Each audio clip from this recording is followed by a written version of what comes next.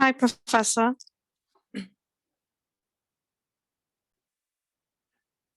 Thursday, March 18th. I guess, let's see, we've got about 24 people in. I'll wait a couple of minutes to take the attendance because I suspect there'll be a few more people trickling in.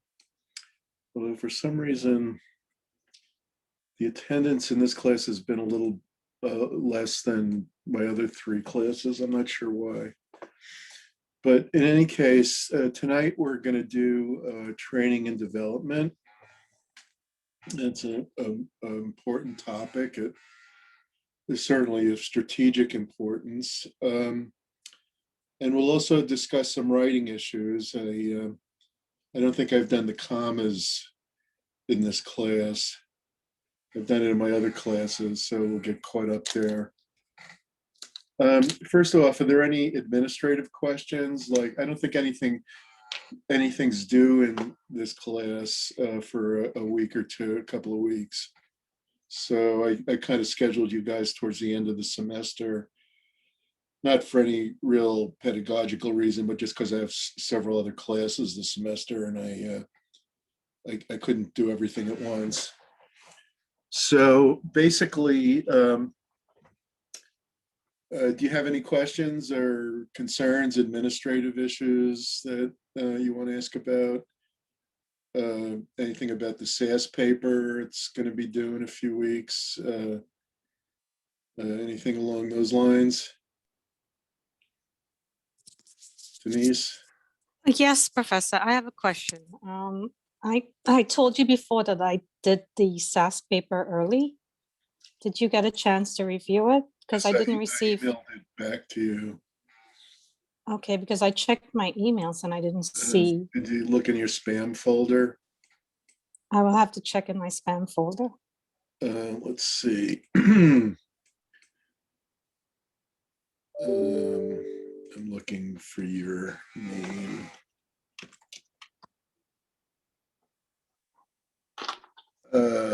Your email is trinimed80. Yes, at gmail.com. Okay, so I'll check you on the 12th of March. The 12th. Okay, so I will check again in my spam. Thank you. You're welcome. Any other questions at this point? Okay, well, tonight we're going to discuss training and development. And I think one thing we might ask about, you guys are all used to going to school. Going to school has something in common with training. To what degree is training the same or different, the same as or different from education, or training and education the same? Anyone want to take a shot at that?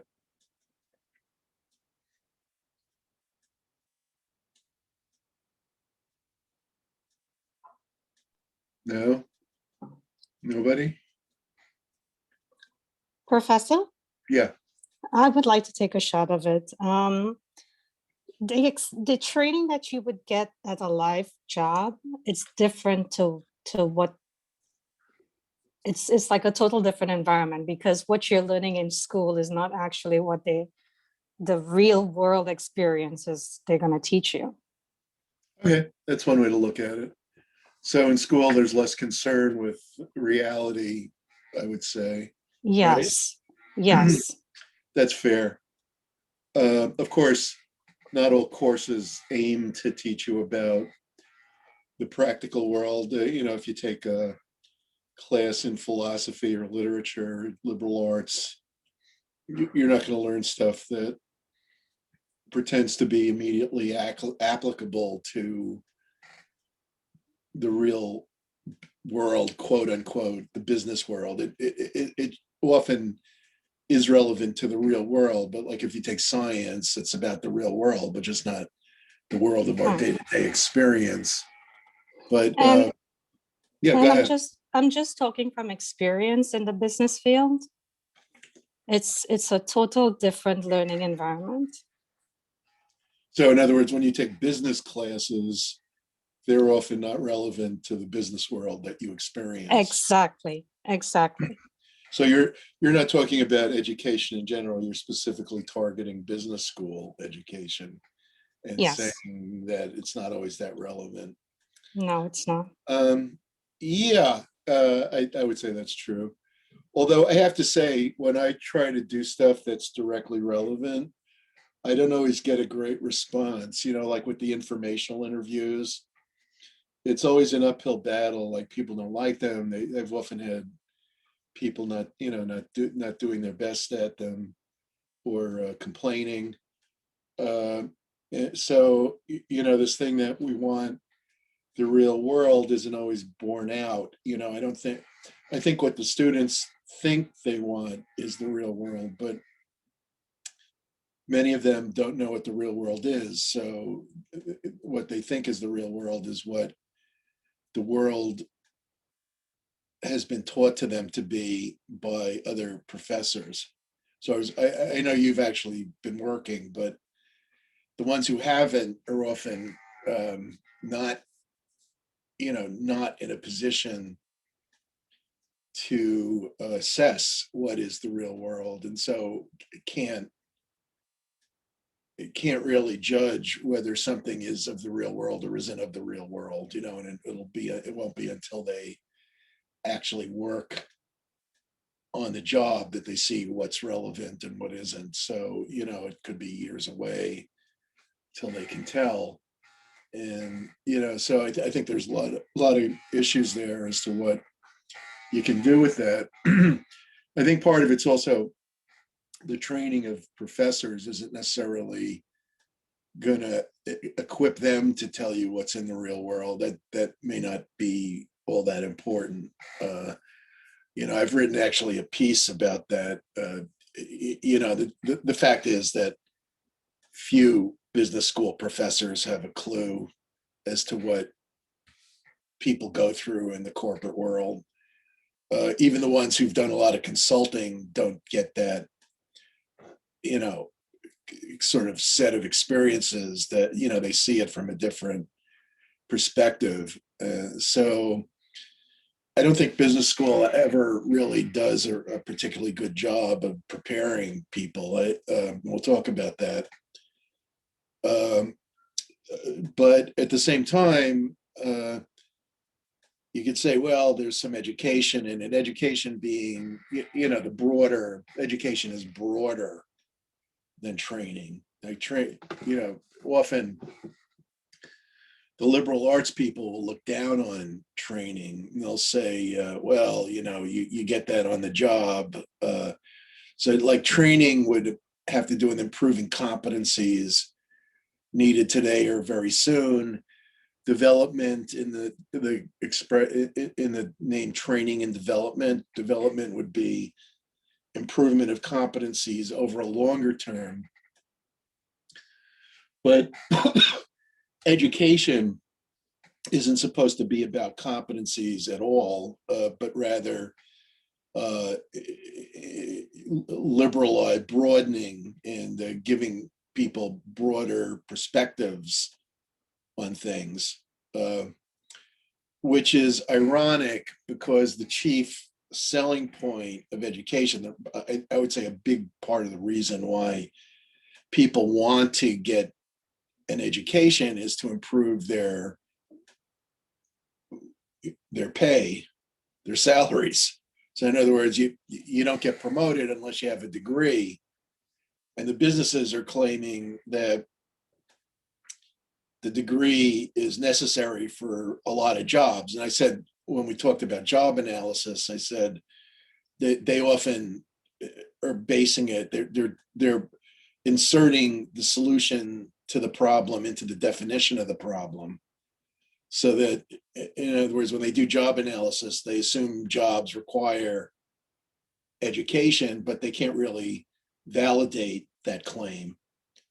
And often job analysis is based on the biases of the job analysts who, themselves have gone to college, or, the simple truth is that years ago, to be a trader on Wall Street didn't require even a high school degree. Now it requires an MBA. Now I'm not saying that what's done on Wall Street now is the same, but for a lot of jobs, it is the same, and they still require like far greater amounts of schooling. And there's very little evidence that even if it's not the same, that you really need a master's degree to be a trader on Wall Street, or even a bachelor's degree. A bright kid could pick up all the things they need to know just by working.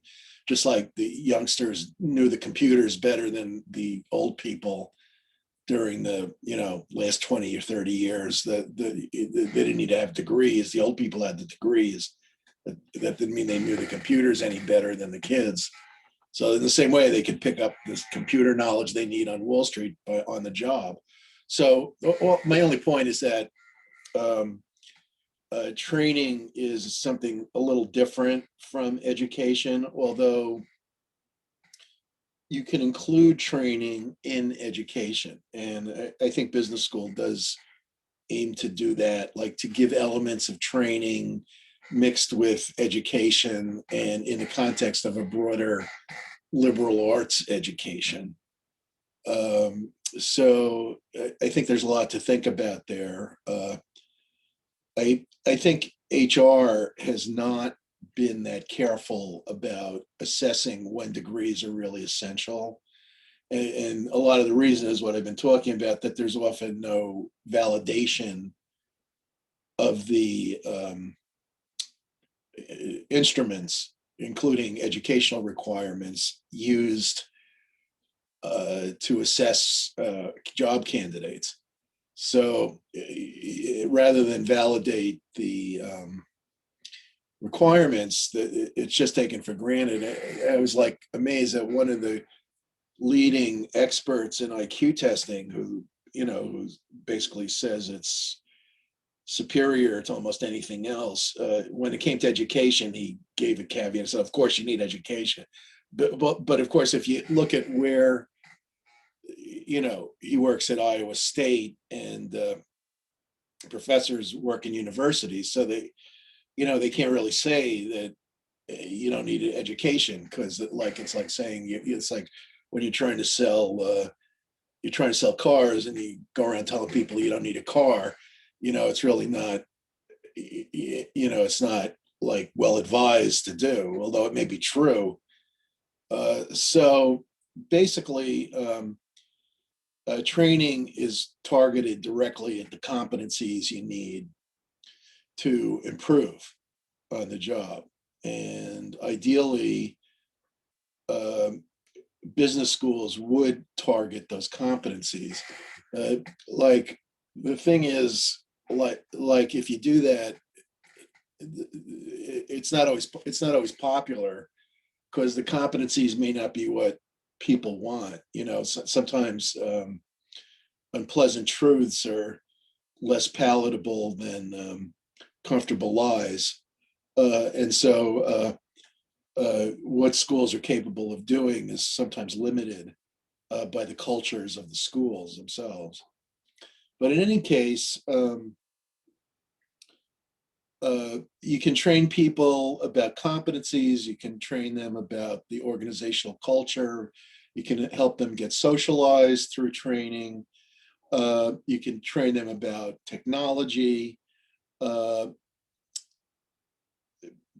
head of training might be the training director, or the chief learning officer in some companies. Typically, they'll report to the VP of HR.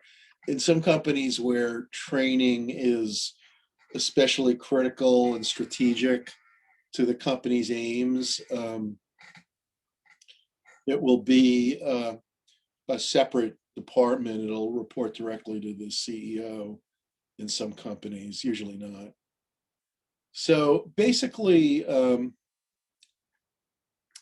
the process of training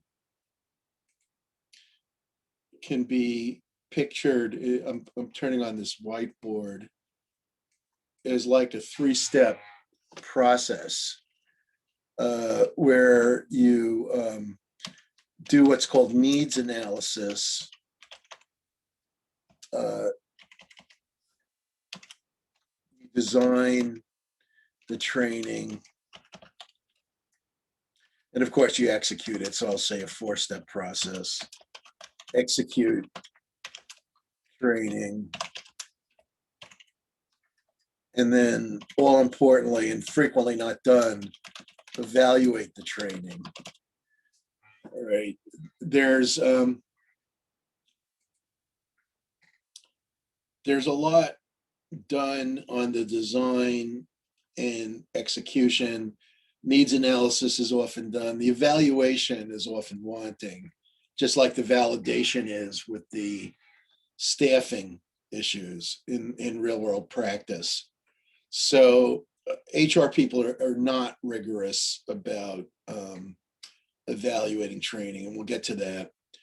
There was a guy, professor named Kirkpatrick in the University of Wisconsin, who came up with this evaluation typology. And it's quite good, actually. He captures there's 4 levels that he talks about. And basically the kind of evaluation that's typically done is the short term, the participant reactions. But the most important aspect of evaluation of training is going to be the most distal. They sometimes use the words proximal and distal. Proximal meaning close to the training, distal meaning distant from the training. The most distal kind is where you look at actual performance information at the aggregated level. So you look at stuff like the stock price, the sales volume per unit, and stuff like that. If that changes, if that actually changes due to training, in other words, you can test it with using a control group and pre and post, and if it does get bumped up, given a reasonable control, then you might be confident that the training is of great strategic value. Otherwise, it's always questionable whether the training is just a ritualistic kind of thing, an excuse to take a few hours off, or even a junket to Hawaii or Florida to get some training where you're basically enjoying yourself. There's lots of ways to skin a cat, and the question is, which ones work, and is the money we're investing in this training accomplishing strategic objectives? And that's too often not discussed.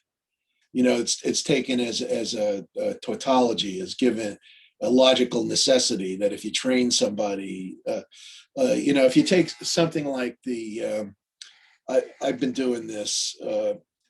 I did this recently. The 6-hour class for driving.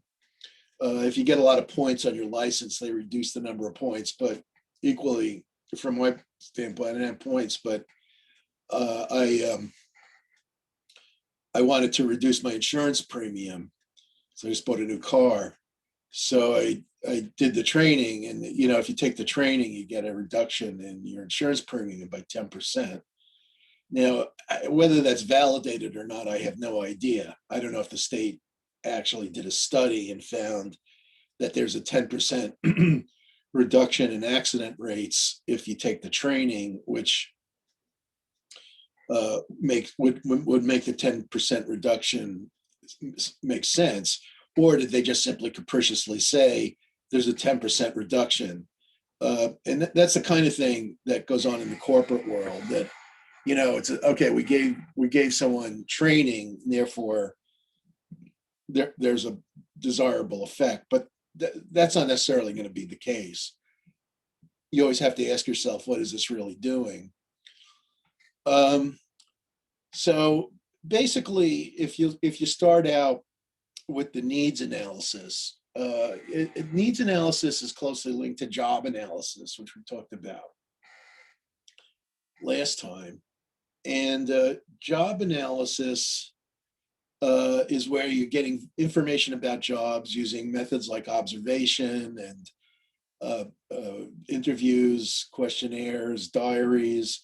And so you take that kind of that kind of knowledge and you try to assess what are the needs in the company for training. And I think one of the things that will, suggest the need for training is if the jobs are changing. If the jobs are changing, especially due to technology, then you're going to want to implement training programs to help the employees adjust to the technology. I once spoke to a HR manager at Cablevision on Long Island, and he said, well, our biggest area for training right now is the changing technology in cable, that we have to train our technicians how to better adapt, better handle the new technologies.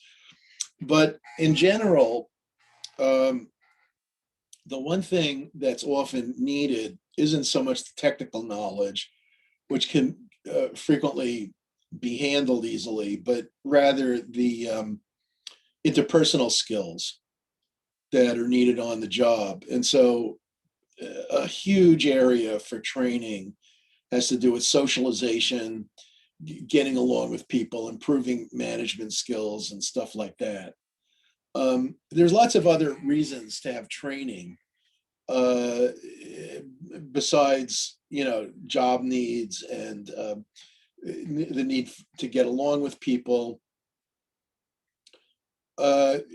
Things like threat of litigation, the issue of sexual harassment cases that we've talked about, things like sensitivity training, where you're helping people to get along, issues involving regulatory changes. All of these kinds of things are reasons to implement training programs. So when you're looking at the needs analysis, you need to go beyond just the job needs, which are related to your job analysis, but also look at things like the legal environment, the organizational environment, the global environment, and you need to think about key design choices in handling these changes and new developments. Key design choices result in certain outcomes, and you should evaluate those outcomes. In other words, have lawsuits declined? Have we eliminated lawsuits, for example? You have to ask who receives the training. You have to ask who gives the training. Often companies have in-house training staff, and they're often equipped to give training in areas that are important to the firm. If you have certain line areas, and you should know the difference between line and staff, line being the people who actually handle the product, whereas staff is the people who support the people who actually handle the product. So people like salespeople or staff, or line rather, salespeople or line. People who actually create the product. In a law firm, it would be the lawyers, would be the line. The lawyer who sells a client on a new case, that this firm should handle the case, they would be line. The lawyer who litigates the case would be line. Whereas the people that do the accounting for the firm, or work in HR, or maybe work in the cafeteria or things like that, those kind of people would be staff. All right. So basically the line is doing the meat, and the staff sort of handles the atmosphere of the restaurant. So basically, the people designing the training have to understand that who they're doing it for, why they're doing it, and integrate stuff like the organizational design as well as the job design. What makes training strategic? I think there are a few answers to that, and there's no question that training plays a strategic role. Like when you read the SAS case, if you haven't already, you see that they engage in a great deal of training, and they also, because they have long-term employment relationships, they train their employees to go into new areas within the firm. So they have an active internal labor market, not just within the field. The traditional kind of job, internal labor market, is where you enter the company in an entry level or port of entry job, and then you move up within a job family and get promoted. At SAS, they do something a little broader. They train people into new fields within the firm. That way they keep people for long periods of time. And the HR systems are geared towards long-term employment there. Part of it's the stupendous benefits they have, and part of it's the above average profit sharing, salary, merit pay, and so on and so forth. You read the case, you see like a whole, they have music in the cafeteria, and that you can send your kid to the school on the facility. They have a school, and they have in-house healthcare and all kinds of stuff. And so this makes people want to stay there for a long time. And so they utilize internal labor markets. They promote from within, and they cross-train people and move them to other departments. So basically, the idea is that it can help improve retention if you're doing stuff like that. Of course, firms, a well-known distinction in labor economics is between I'll put in the on the whiteboard again, firm-specific versus general human capital. Firm-specific versus general human capital.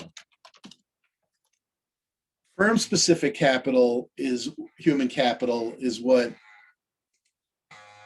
you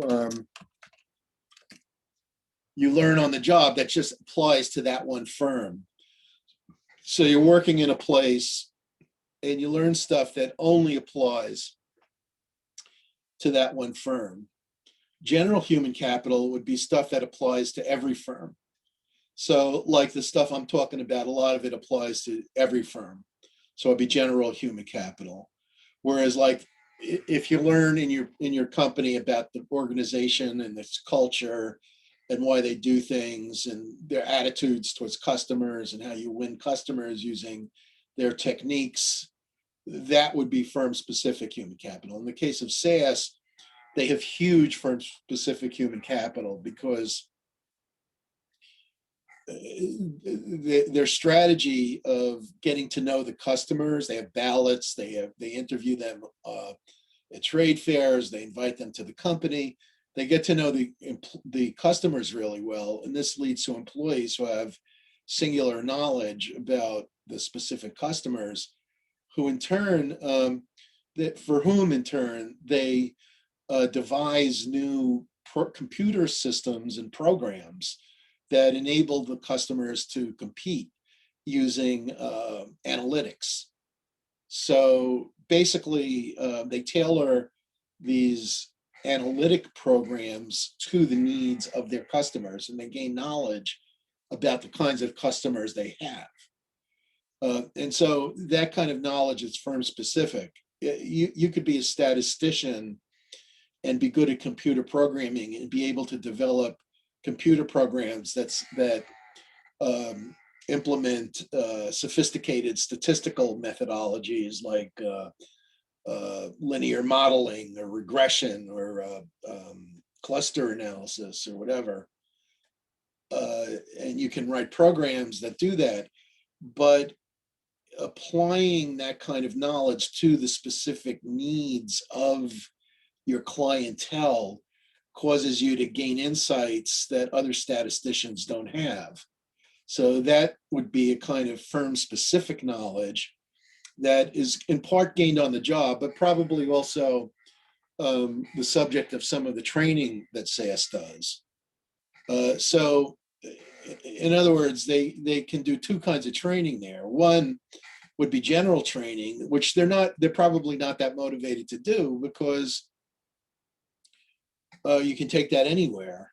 But the firm specific training that either enables you to move to a new department within the firm or enables you to better understand their customers, that they are motivated to give you because they will benefit.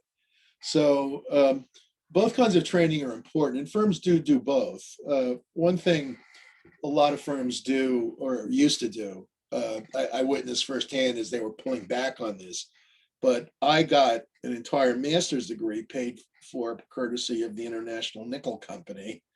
And, in those days, and firms still do this, not all, of course, is pay for college courses or graduate courses. And that's a huge benefit for somebody in their 20s. What a lot of companies did was cut those back, as everything got cut back. So it's not as common as it once was. So the firms do pay for general training, but that's sort of the first thing to go. Whereas the firm specific training is always valuable. And sometimes students say, well, can't they just hire someone from outside? And the answer is yes. If there's knowledge that isn't present in the firm, they can hire from outside, but that person won't exactly know how to apply the general knowledge to the specifics of the firm. And you can only learn that by working at the firm. There's no way that can be taught. The only way you could teach it is sometimes large firms that are in a community will negotiate with the local community college to give a program in something where they need a lot of people who have a certain kind of expertise. So, I don't know that this is true, but it could be true that if you go to Corning, New York, the Corning Glass Works talks to the local community college and has them design a training program to teach people the technical aspects that they need. And then they'll go to that community college to do a lot of their hiring. This goes on all over the place.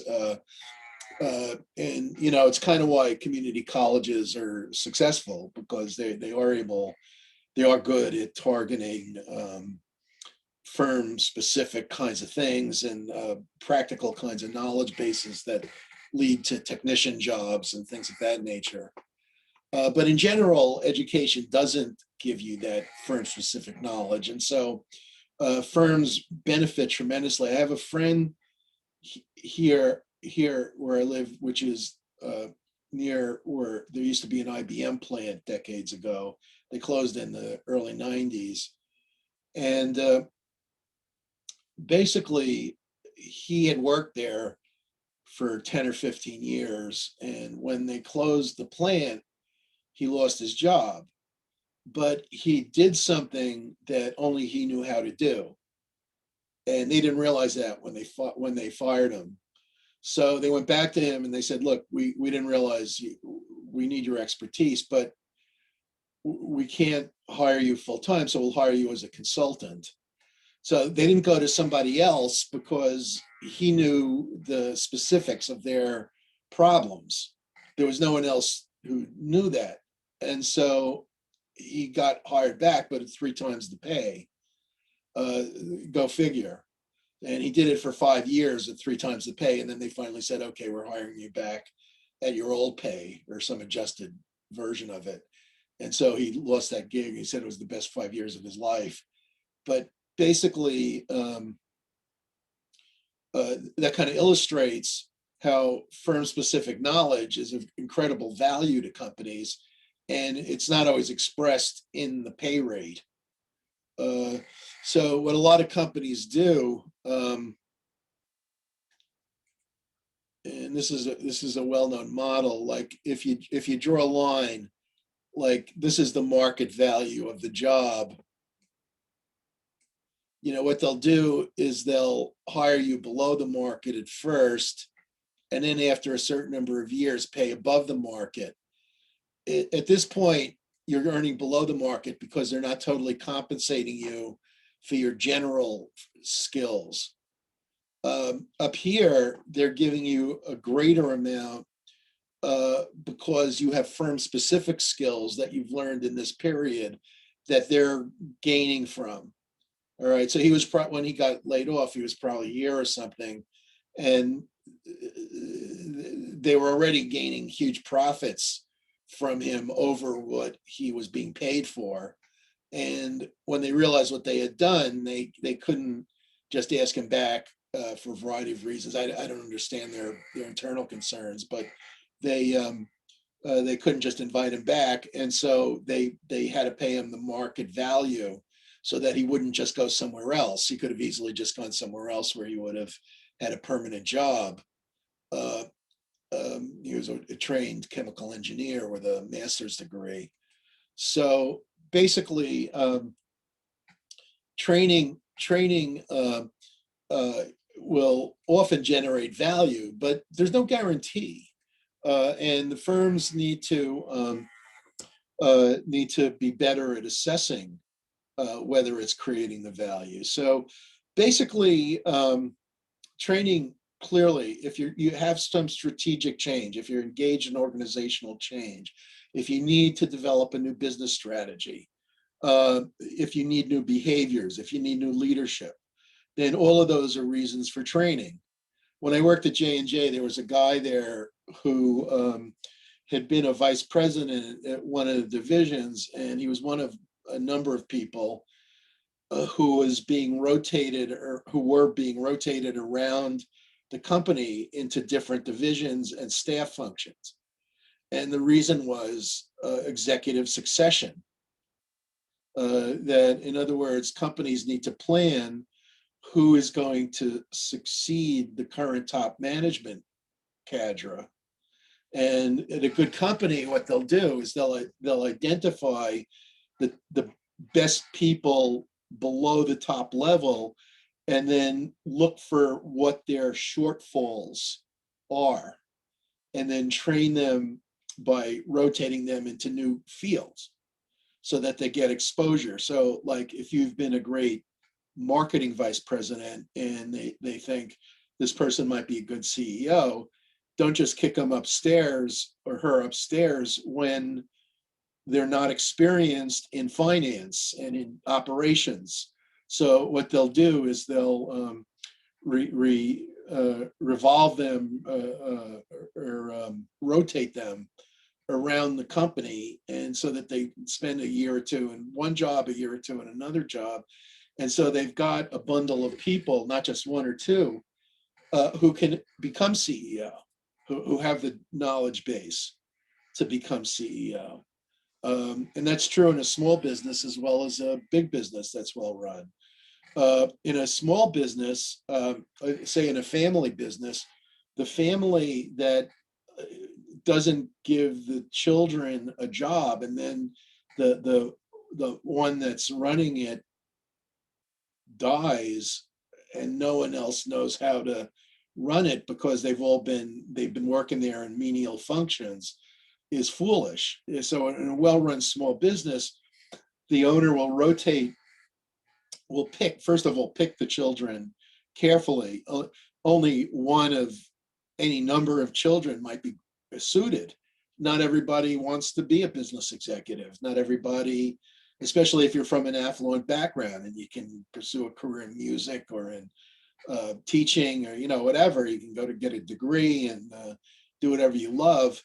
Why would you want to do the grimy task of running a business? So basically, they have to pick the one or two that have a taste for the subject, that are good at engineering or what have you, that understand business, that have practical sensibilities, that are not emotionally unstable, and so on. And basically groom them by rotating them around the company and giving them important jobs, and ultimately working with the CEO to get the experience. And this idea of executive succession is itself a highly strategic and an important aspect of training, and also staffing. I could have talked about it with staffing last week as well. So basically, training helps the firm adjust to change and prepare for change, whether the change be strategic, leadership. Training can also improve retention by making the employees more knowledgeable, hence more valuable to the firm. It can improve loyalty. It can help with new technology, legal compliance, and so on.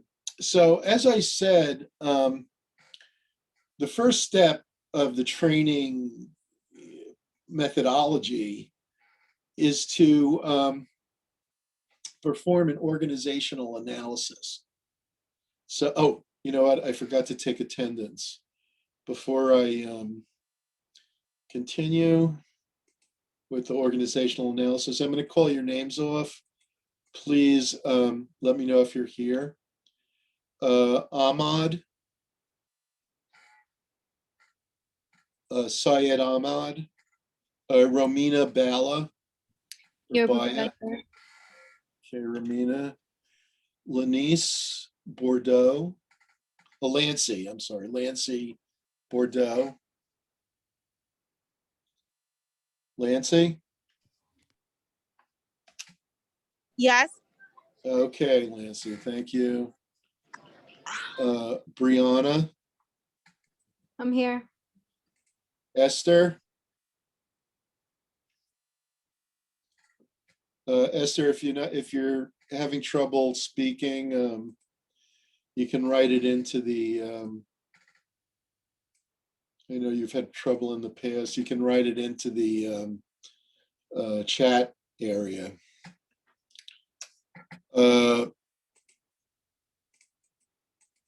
Japan, Here.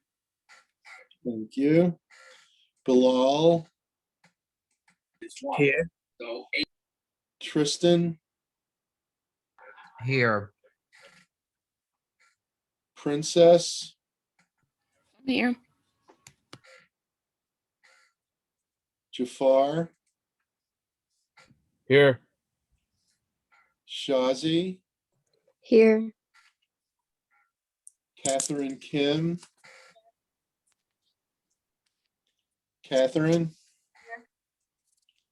I heard that. Dennis Lee, Here. Sarah Bell,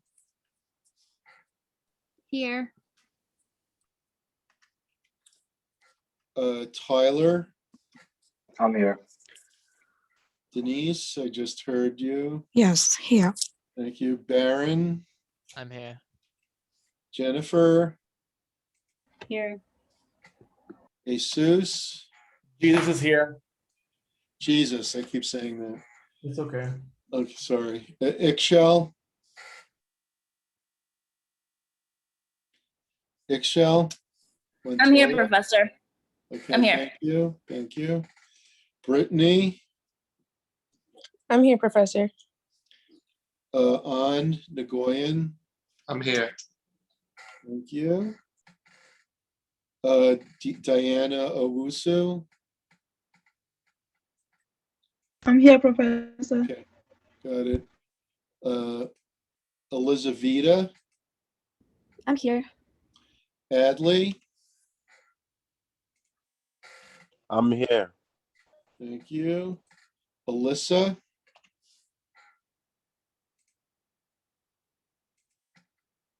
Alyssa,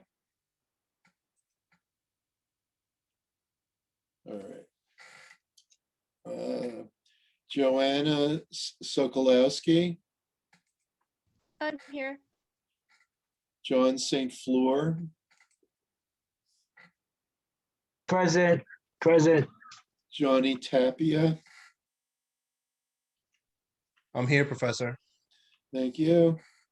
Sharon Thompson, I'm here. James Tejos. Trejos, I'm sorry. James Trejos. And Maria Villarreal. I'm here. All right, I'm going to call off the people I did not mark present. So if you're here, please let me know.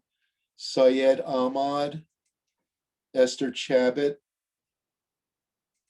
Alyssa Regis, James Trejos. All right, I'm going to put those names into chat. Marked absent.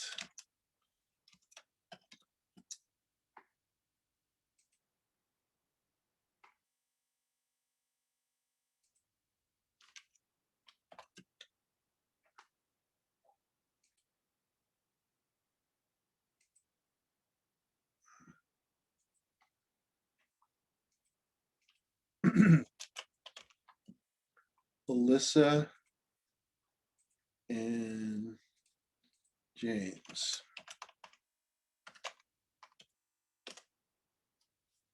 Okay. All right. So getting back to what I was already talking about. So you first of all want to assess the organizational culture and climate to see how the job fits in, what kinds of people will need to be trained, what style of training. As I said, you do a job needs analysis. You add to it a person needs analysis where you look at the people in the jobs and what some of their needs might be. Sometimes you ask people to assess for themselves what their training needs are. You then sit down and design the training.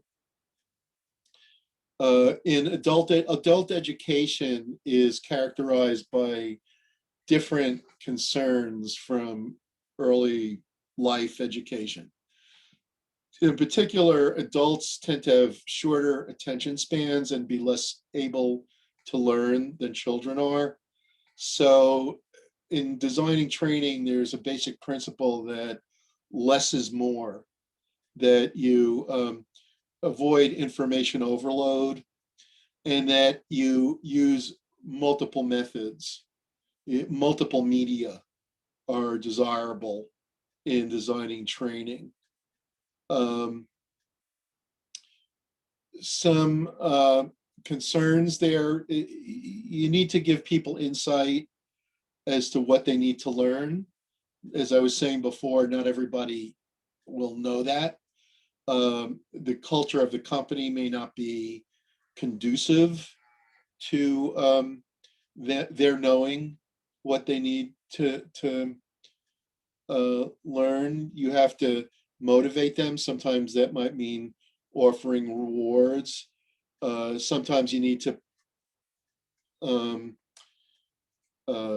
make it clear how the training fits the real world. And then you have to ask who provides the training. On-the-job training is by far the most prevalent kind of training in America. Not so in Japan. In Japan, the big companies have lifetime employment, which means that the people that work there are going to work there for a very long time.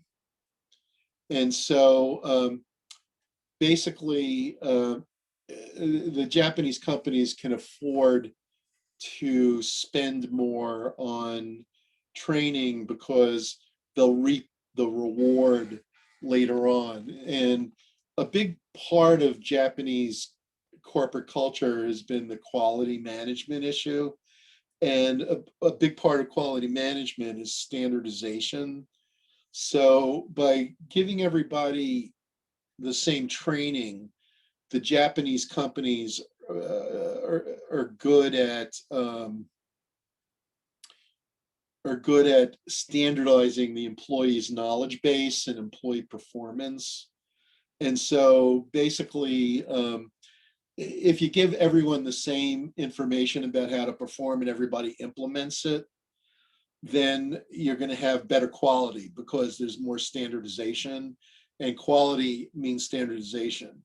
So putting more weight on corporate training as opposed to on-the-job training is an important quality tactic. That, in other words, you're standardizing things. And the Japanese can do it because they have lifetime employment, and that a greater amount of knowledge can be viewed as firm specific. The lifetime employment expands the ability to recapture the investment in knowledge. And so the Japanese companies spend more both on selection and training. And that leads to people who can operate in a more stable environment where there's more standardization. So that leads to better quality products. So basically, people like supervisors and coworkers can give you training, but the problem is that if you have a big company and there are hundreds of employees or thousands, and each one is trained a little differently by a different supervisor, there's going to be more variability. So basically, the internal corporate training people can play an important role.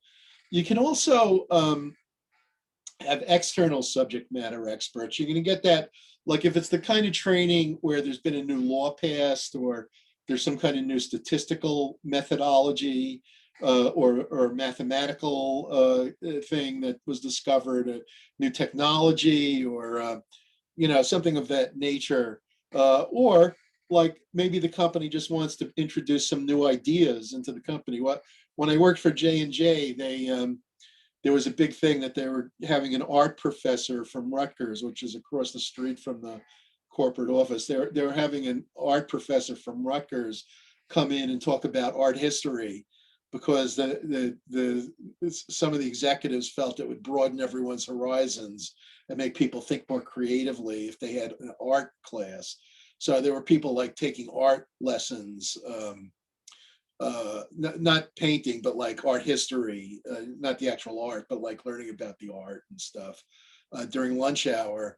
And then another time they had people from outside giving like writing instruction in order to like improve. They figured, well, we write in a certain way, but if we can get writing experts from outside, maybe we'll get some new ideas about how to improve our writing. So basically they did that too. And they were sending a lot of people to writing instruction. And so basically there's lots of reasons why you might want external subject matter experts, but a big one is that there's something that no one in the firm is really expert enough in to understand, and so they bring in somebody to do the training. Now, there are lots of options for how to design training. You can use videos, apprenticeships, e-learning, job rotation, supervisory assistance, coaching. One of the big ones, programmed instruction. It doesn't have to be with a computer. When they say program, what they're referring to is that you're asked, you're told some facts, and then you're quizzed on the facts. And then when you've passed the quiz, you move to the next fact. And the next fact builds on the earlier fact. So you're being taught a few things, then you're quizzed, then you're taught a few more things, then you're quizzed again. That could be done in a workbook, but online training lends itself to it very nicely. The driver training I took in January via my insurance company, there are I think it was the American Safety Council or something. They set up a programmed instruction thing just like that. You learn a few facts. They might have a video, they show, bad stuff that happens to you when you drink and drive and things like that. And then they quiz you. You move on to the next set of facts. And I just did the same thing here at CUNY. They had two kinds of training that are required every year, workplace violence training and I guess sexual harassment training. I don't know if they call it that now or not, but that's the idea. So basically, it's all based on the same kind of thing where you're told a few things, they give you a quiz, you move on to the next module, they give you a quiz, and then they give you like a grand quiz at the end, so you listen carefully, and if you fail it, then you have to go back and redo it. So you don't want to do that. So you take notes and make sure you pass it.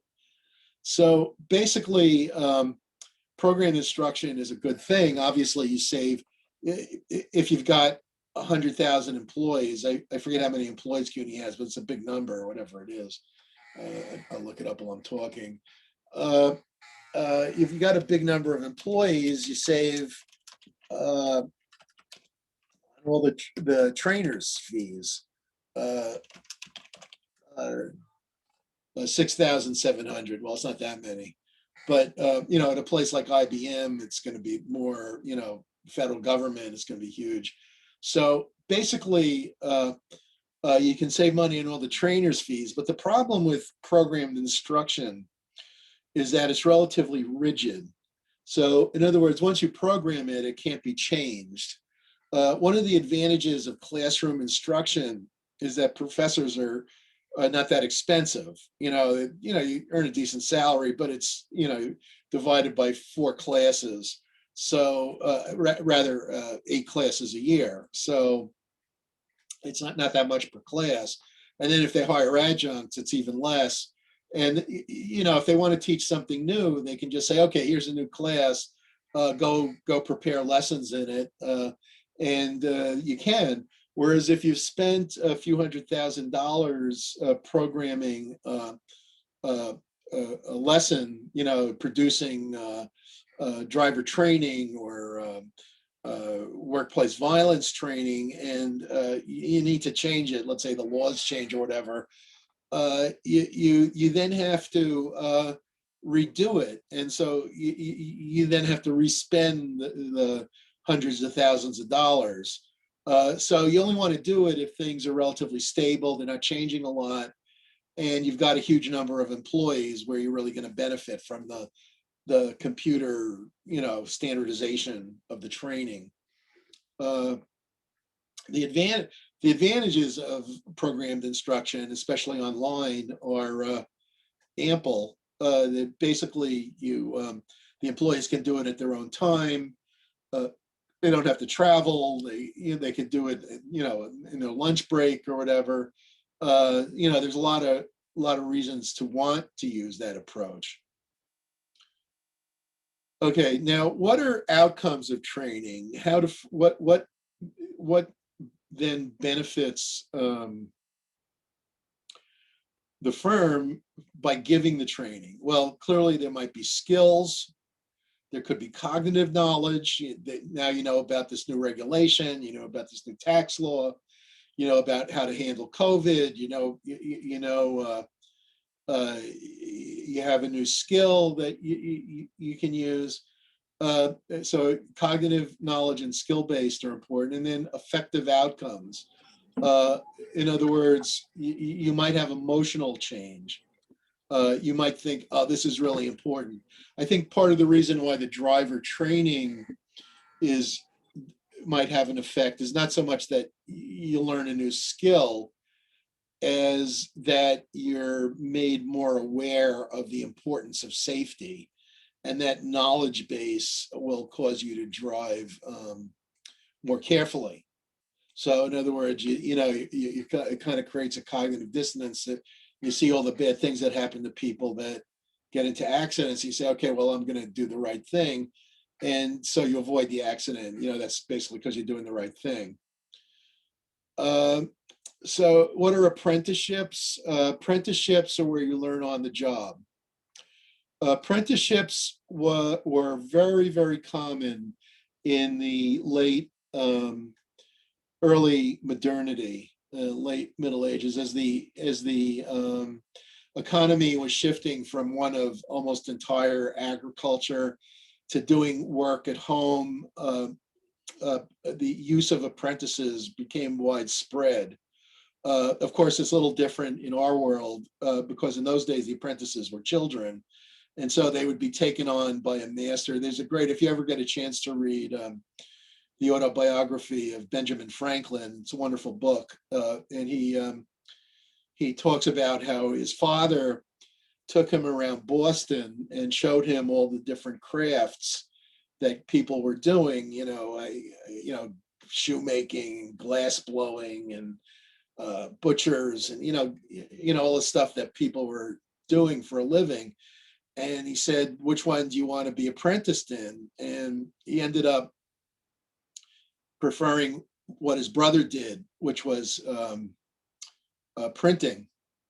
And he worked for his brother, and he started to become a fairly important writer already when he's working for his brother. In those days, printers not only printed the newspapers, but actually wrote their own newspaper, published their own newspaper. And he got into a big fight with his brother. He felt like he wasn't getting credit. He ran away before his apprenticeship was over, which was technically illegal, and he could have been arrested. But he wound up in Philadelphia and made a new life for himself. But in that era, the apprentices were taught to read and write by their masters. So when you went when you went to work, if he went to work for a printer or anybody, obviously with a printer you would learn how to read and write. And Franklin had attended Boston Latin School, which still exists, incidentally, for a year, I think it was. But his family ran into some problems, and he had to go to work. But the apprentices were taught to read and write by their masters. The Commonwealth of Massachusetts and other states mandated that the masters teach reading and writing to their apprentices, and some of the time math as well. So the literacy rate, even though they weren't going to school, the literacy rate wasn't low. It was actually higher than in Europe because of these mandates on the masters to educate the apprentices. So in today's world, the apprenticeships are mostly in the crafts. You hear about it in things like electrician work, plumbing, and that sort of thing, where somebody will work for somebody as an apprentice for a fixed amount of years. Often it'll be through the union, and they'll take examinations and pass tests, and that's why the union plumbers are better. They're better qualified than other plumbers. So apprenticeship is certainly one way of learning on the job. Internships, which you should all be thinking about. I have a student in another class who's already gone on 7 informational interviews, she told me. And she told me that they all told her one thing: get an internship. All right. So there's a little question that, you guys should be thinking about internships in whatever field of endeavor you wish to pursue. And basically, you should probably do more than one. The companies will view your performance. Some of the time they may have an opening, and if they do, they may decide to offer you a job. That does happen via the internship. So word of advice: if you go on an internship, do not goof around. I heard a story where a few employees went on an internship and they were goofing around, sending each other emails and turning everything into a joke, and the company knew all about it. They read your emails. If you don't know that, be aware that the companies have access to your every, whatever website you go on or whatever email you send, they can read any of it. So, you don't want to play games at work. And so they didn't get the offer they might have. But basically, internships are in general the really great way to learn a field and get a job in that field. Another kind of on-the-job training is job rotation, which I talked about. And it used to be that companies would hire some recent grads and rotate them around the company. I don't know, with all the cutbacks and downsizing and everything that's gone on through in the recent years, they may not do it as often as they once did, but there's probably still a few that do. And those are always great gigs. I mean, if you're going to work at a place, it's really fantastic to see a wide range of the different departments and how they work. And that's the ideal way, as I mentioned, to train an executive. There's also stuff like mentoring. Who knows what a mentor is? Who can tell me what a mentor is?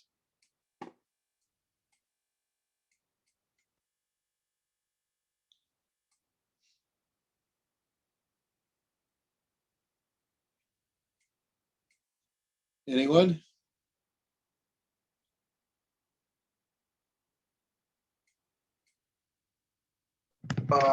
Mentor, I think that's somebody like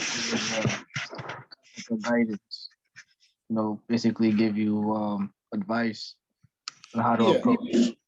I guess whatever your goals are. What type of person would be an ideal mentor? I think somebody in the profession that you're trying to achieve or you're trying to go to. Should they be high up or low down? Ideally higher up, since that means that comes with wisdom and experience. Absolutely. So, if you can find someone who can give you advice and help you get through stuff, that will be ideal. Does that help? Absolutely.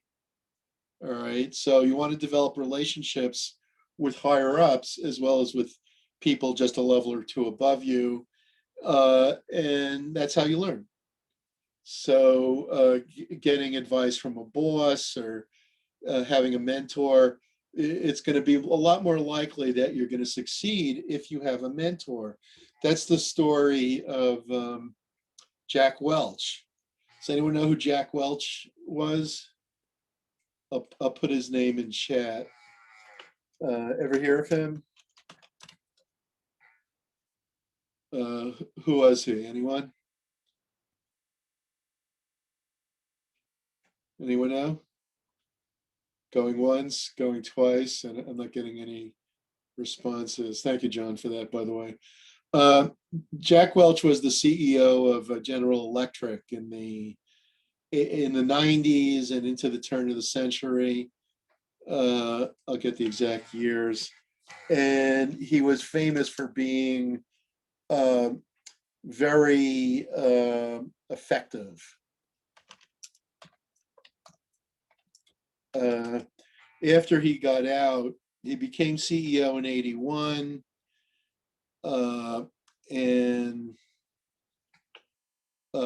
he left, it was sometime around 2005, maybe. When did he leave?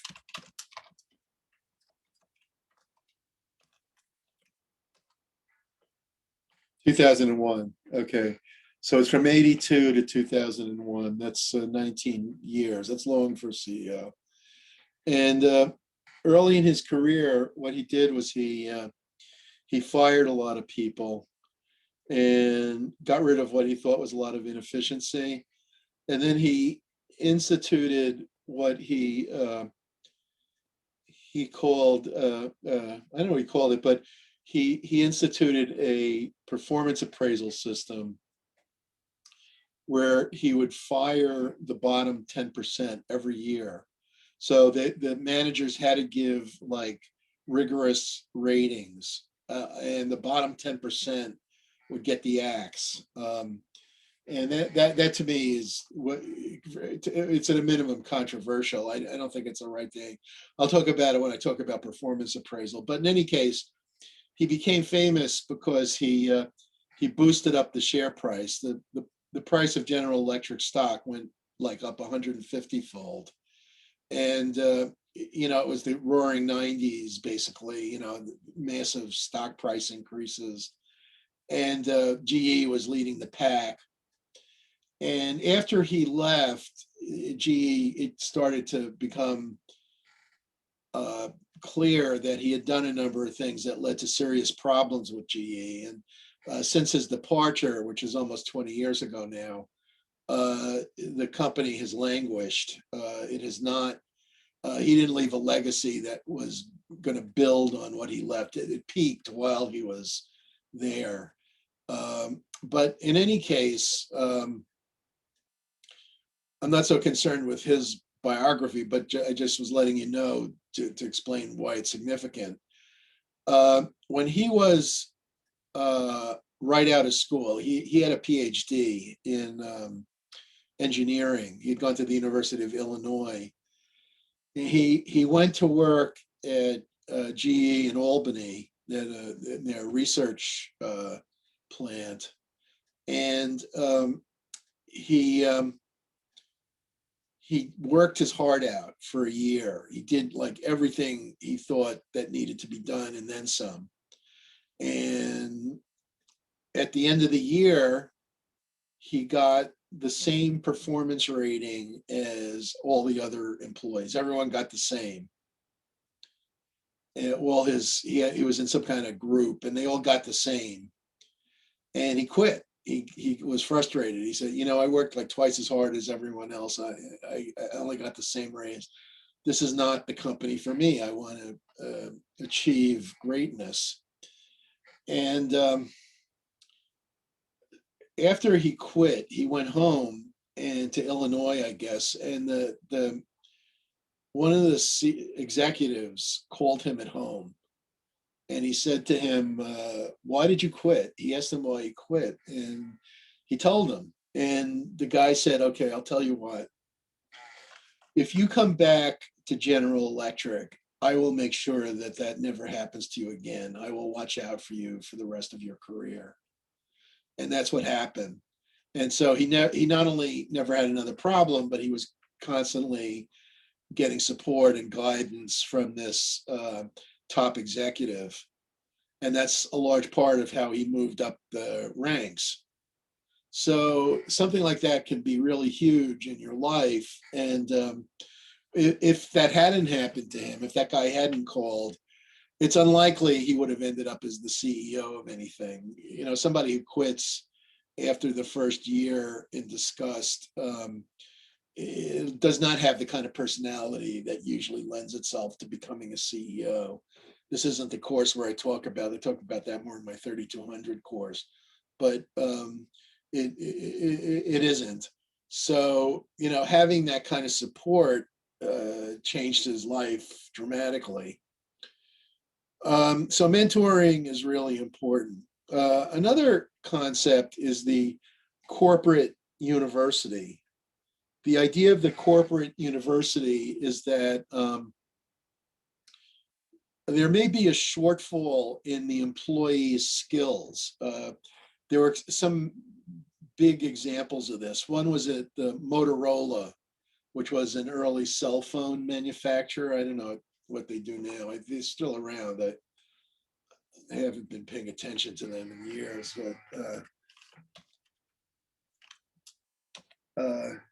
but yeah, they're still making consumer electronics, telecommunications. Now they belong to Lenovo. Okay.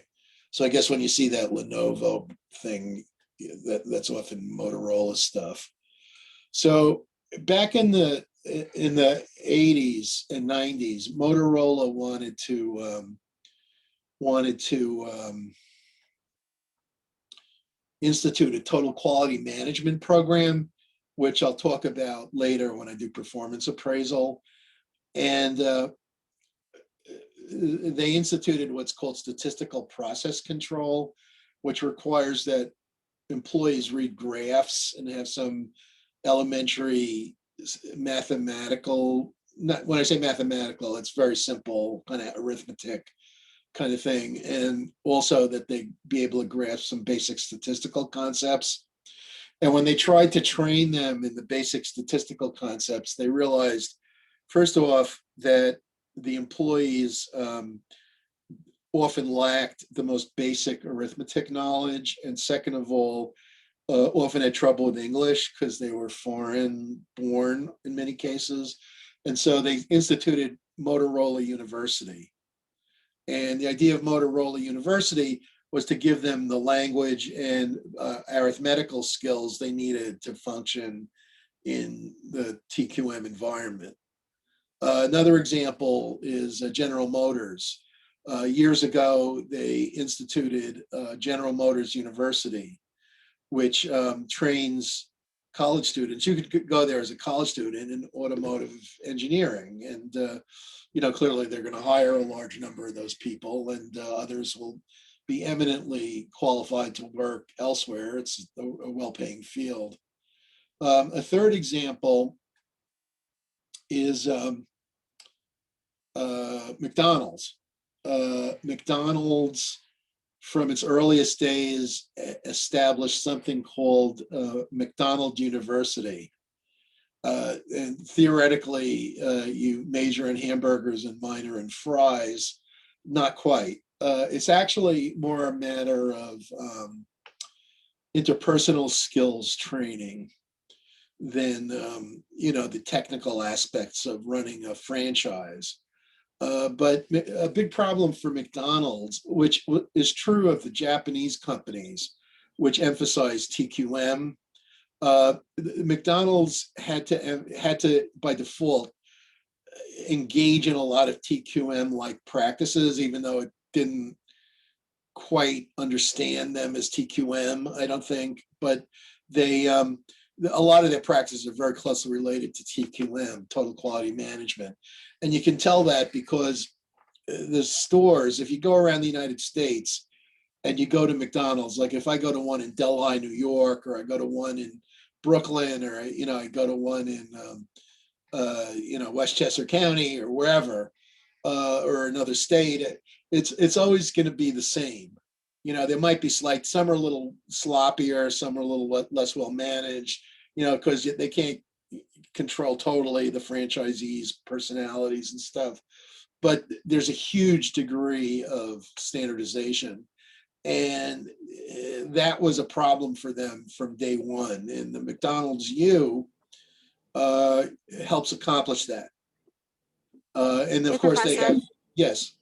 I actually attended McDonald's University back when I used to work for McDonald's in my younger years. It was pretty neat. They had a ceremony in New Jersey where we spent the weekend out there, and they basically taught us a little bit more. Wait, we lost you. Can you hear Say me it now? again. Yeah. Go ahead. Say it again. We lost you. They took us to New Jersey where we spent the weekend over there, and it was like a refresher course, like on management skills.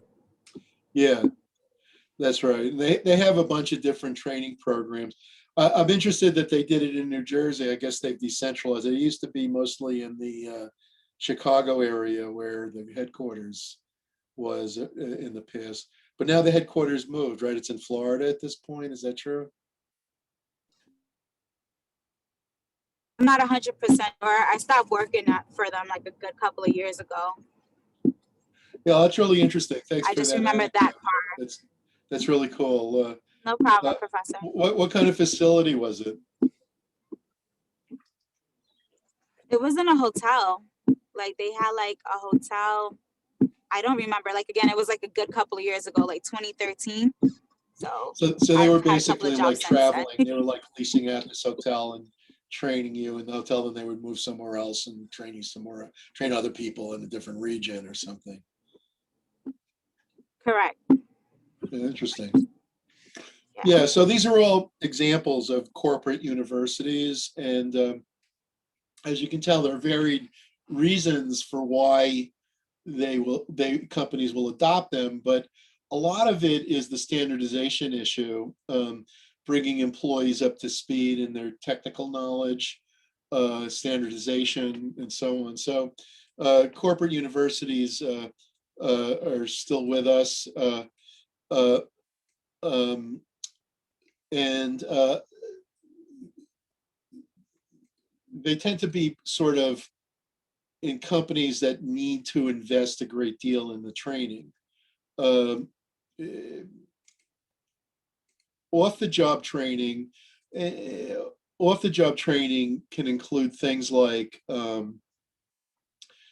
what you're doing right now, taking a formal course. It could be a simulation. Does anyone know what a simulation is? Like, I'm specifically thinking of things like pilots. Like a video showing like how to work something or do something. Yeah, exactly. So in other words, they're using computer technology. They design, it's almost like a computer game, but it's designed to exactly simulate the real world. So they have the controls of an airplane are in the vestibule, and you have to fly the plane according to what's needed. And if you crash, there's no cost, obviously, but you learn the controls, you learn how to land, and it comes very close to being real. So when you first step into the plane, you've already had closely related experiences and only have to apply that and broaden it slightly to the real world. So basically, simulation has always been used by the military with pilots, and these things are expensive. They have a far greater accuracy than things like computer games, and so they have to be just right. And the controls have to be integrated with the program and so on. The New York City bus drivers, I once heard, have the same kind of thing. Before they learn to ride the bus, or drive the bus, they go through a simulator. That way, when they start practicing on the real bus, they don't damage anything. So the reason for it is obvious why the city or the military would want to do these things. Another kind of training is assessment centers. You can use them to assess people's skills and tell whether they're qualified for a job, but you can also use them to show people where their shortfalls are. And assessment centers, again, are facilities that the company sets up, and people they're considering for promotion, or job candidates, or people who they want to help think about how to develop. They bring them in and have them go through a bunch of exercises, such as going to a meeting, and there's a group of employees sitting around the table, and they're all being assessed as to how they interact with each other. You go on a mock sales call, and the person, your supposed client, gives you a hard time. How do you handle that? They'll give you like an inbox exercise. How do you sort through stuff? They'll give you a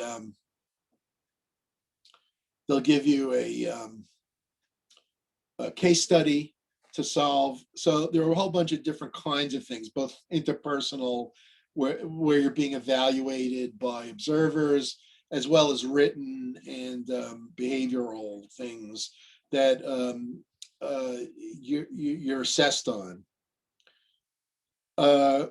Role playing is where people in a training program simulate informally different roles, and one might be the salesperson, one might be the buyer, and so on, and they try to duplicate how it will be in the real world so they can practice. Doing this for your job interviews is probably a good idea. The Magner Career Center has the capacity for you to go in and practice interviewing with people there, and they can coach you on how to improve your interviewing skills. Everyone should be doing that. How you interview is going to have a lot to do with whether or not you get the job you want. A big issue in training is transfer of training. The question is, what transfer means is, will you do what you're being trained when you get to the real job? Are you going to transfer from the training session to the workplace? Needless to say, that doesn't always occur. For example, when you were trained how to drive, you did two things. You read a booklet. If they still do, I assume they still do. Maybe it's online now or something. But you read a guidebook of some kind, and then you passed the quiz, and then you took driving lessons, or your friend or your parent showed you how to drive. You took formal lessons, and then you took a driver test, and you had to show that you knew how to stop at a stop sign and parallel park, and all that kind of thing. When you were getting that training, they told you that you shouldn't drive more than 55 in a 55 zone and so on, that you should obey the speed limit. The minute you got that approval to go ahead and you got that driver's license, you didn't follow that, at least if you were like me. You started driving 75 and the 65 and so on, and you got a radar detector to make sure the police never caught you. And you at a minimum, you drove a few miles above the limit. There are probably a couple of people that, are scorning me for saying that everyone does it, but I'm sure a lot of people in the class have done what I'm saying. So basically, the question is, does training get transferred to on the job? You train someone in, say, health and safety. That's a very big area. If you look at the biggest, I was talking in my other section about the disaster at Bhopal, one of the greatest industrial horrors of all time, where what happened was this company, Union Carbide, which this bankrupted, they ended up being owned by someone else because of the lawsuits. They failed to train the employees at the Bhopal, India plant who were handling this highly noxious gas. And there was some problem, there was some break in the pipe, and they hadn't been trained properly what to do. And they all got scared and ran away. And the thing just got worse and exploded. And it ended up that a few thousand people died. And I think it was something like 10,000 people were injured. And there are people still living with the pain of that terrible accident. And it all boiled down to training. And very often these environmental disasters are due to HR issues. Someone in the other class raised the issue of the BP oil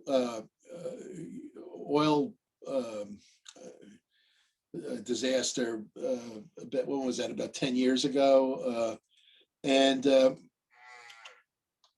Basically, that had to do with the employees not communicating well and not listening to an employee. Deepwater Horizon in 2010, so it was about 11 years ago.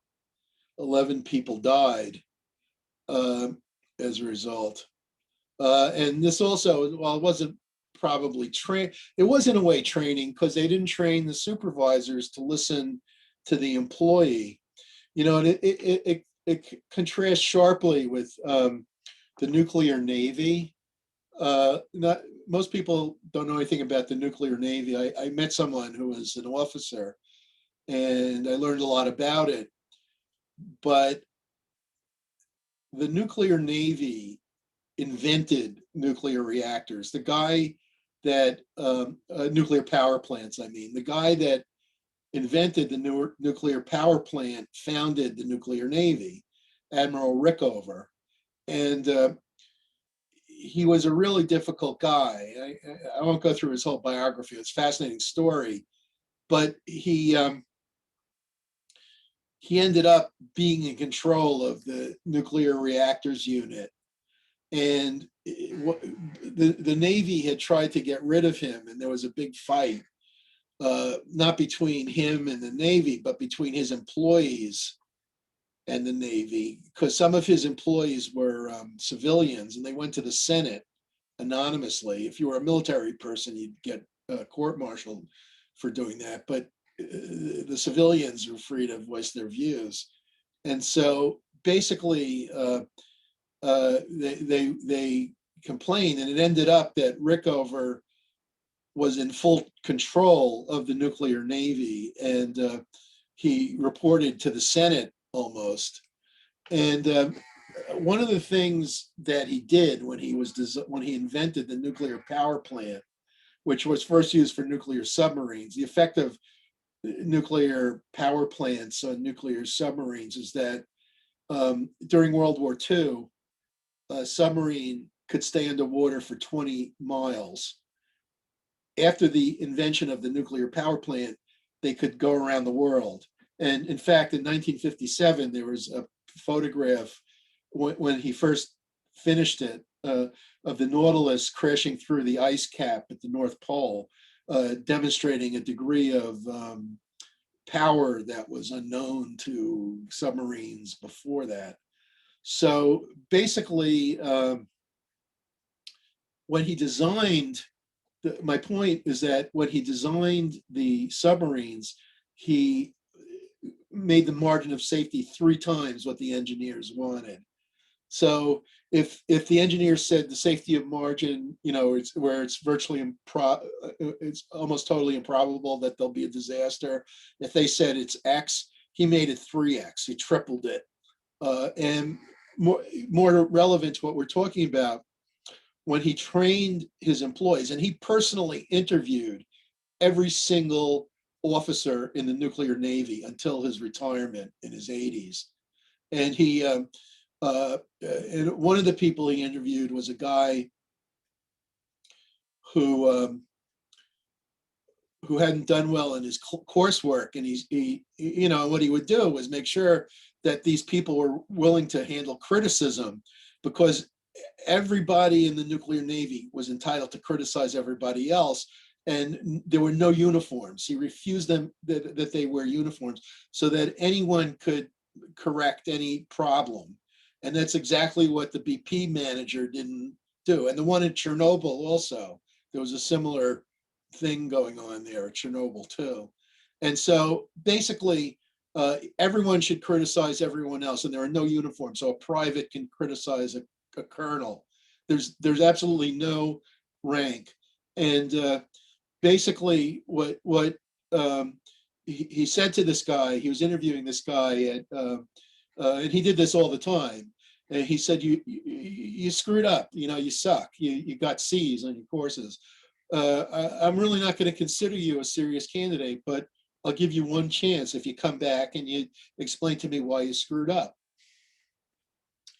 And the guy came back and he said, I thought about why I got such low grades, and I realized because I didn't do my best. And from now on, I'm going to do my best. And he said it in a way that convinced Rickover. And the guy later said it changed his life. And from then on, he always did his best. And he ended up as the president of the United States, Jimmy Carter. That's how. And he titled his book, Why Not the Best, after that interview. And so what Rickover would do is make sure that these guys were trained to the teeth, not only in the willingness to accept criticism, but also in the willingness, in the understanding of how the systems worked. And if you didn't get high grades in the nuclear training program to be admitted, you would get thrown out. You would get thrown out of the program. So basically, you can prevent. The nuclear Navy is proof that you can prevent accidents through both engineering considerations and HR considerations. They're both important. And Rickover thought them equally important. He took them both very, very seriously. And he only hired people who could take criticism. And the guy that taught me all this, I wrote a case study with him. And when he went to work in the corporate world, he couldn't cope because everyone was so sensitive. And he had no idea of office politics. Like if somebody screwed up, he would tell them, and basically it would get him into trouble. And so he ended up having to work at Merck, the pharmaceutical company. He had to leave because he didn't have the right interpersonal skills. All right, so basically, I've been talking about stuff like the types of training, and you should use multiple media with older employees. Hardcore education is good for younger people. As people get older, they get into their 40s, you do stuff like role-playing, board games, movies, stuff like that, to make the training more interesting. All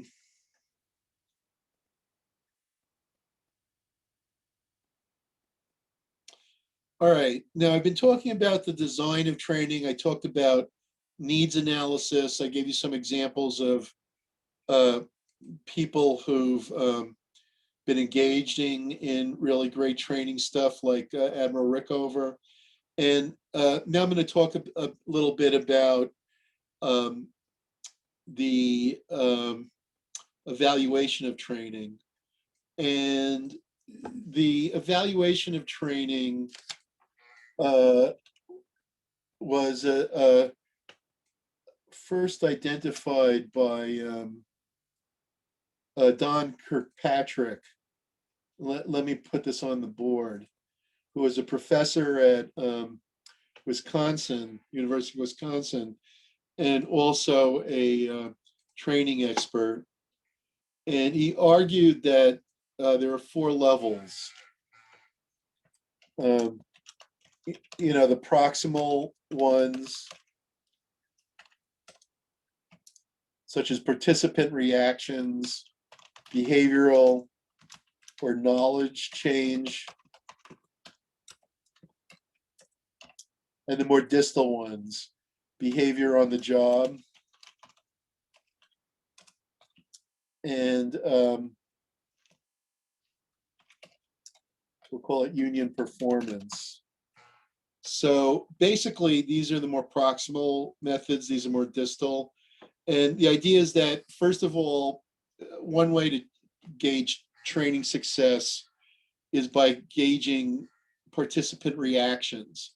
So the college every year, every semester, collects your course evaluations. And that's exactly what he means by participant reactions.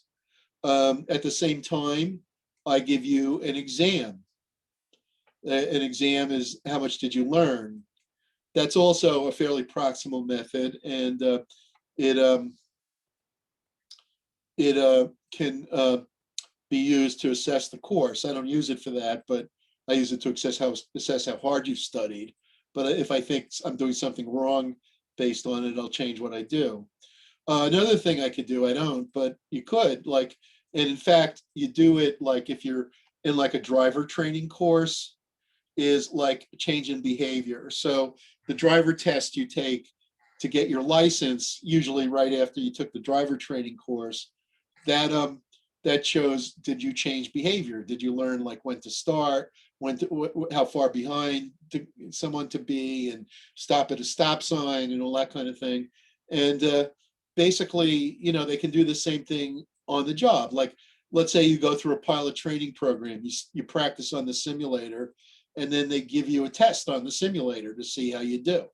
Then you move to the next step, which is to get trained on the actual plane. And they could do the same thing when that training is done, have like a final exam where you show your behavior. Let's say I was teaching chefs. Let's say you guys are studying chef stuff, learning how to cook. What would be the best exam? I give you a multiple choice test, like how much garlic do you put in spaghetti sauce?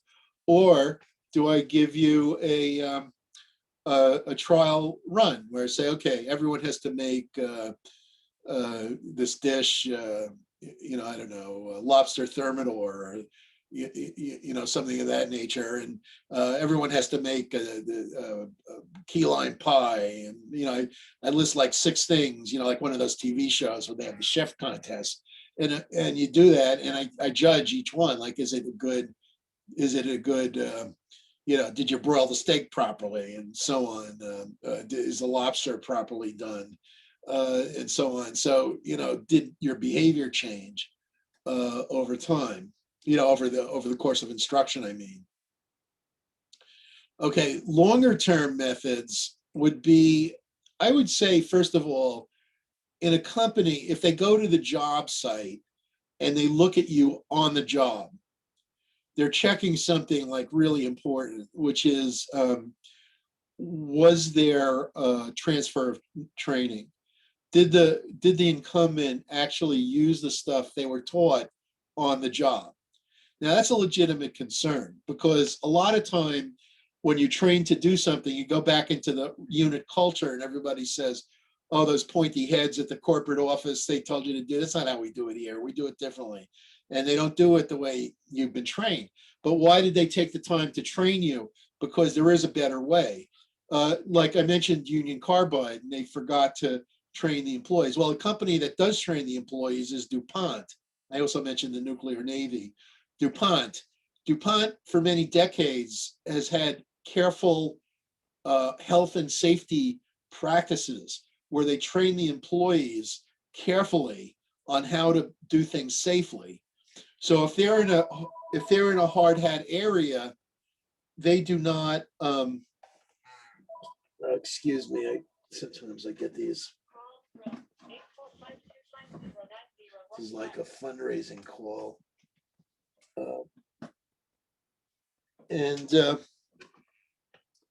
they, if they're working in a hard hat area, they will wear the hard hat.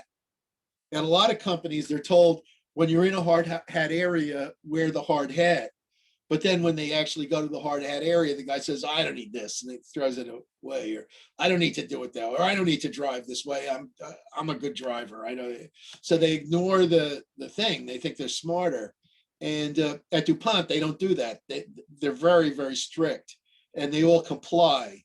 And they've been taught that part of the culture. I met someone who visited them, and he told me that he was walking down the stairs going to the person's office he was visiting, and a guy walking up the stairs looked at him and said, hand on the banister, please. And he didn't know who he was or anything. And he, right out of the blue, said that. So in other words, even at that level where they're just walking down the stairs, they're conscious of the health and safety issues. And this is how an organizational culture is created. And training can play a huge role in that, of course. It certainly did in the nuclear navy. And to this day, if you read the nuclear navy's own stuff, at some point they'll talk about Rickover, and they'll talk about the tremendous effect he had on their culture. They've grown to be 40% of the Navy is the nuclear Navy. A lot of the aircraft carriers are powered by nuclear power plants and so on. And what this does is it creates massive advantages. They can travel for unlimited amounts of time without energy. Imagine how much energy would be needed to fuel an aircraft carrier. They can go around the world and go here and go there, and so basically it's had a huge effect on our military strategy. So, however, the key long-term methodology, so you're looking both at, like, has behavior been transferred at the workplace, and also you're looking at were there organizational performance results. So you look at things like productivity rates per unit, costs per unit, even the stock price, you gave a general training program to the entire company. Did the stock price go up? Has performance increased? So now, how would you gauge that? Basically, you have to evaluate using rigorous methods for it to mean anything. And the best source on research methods is a book social science students read in doctoral programs. When you take a research method in a PhD program, you'll often read this book, especially in the social sciences. Campbell and Stanley, experimental and quasi-experimental design for research, I believe is the title. I'll check that. And basically what they do in that book is they elaborate on the famous Hawthorne studies. The Hawthorne studies were, I think I've mentioned already, were done at the Hawthorne plant of the Western Electric Company. I'm sorry, I got the title slightly.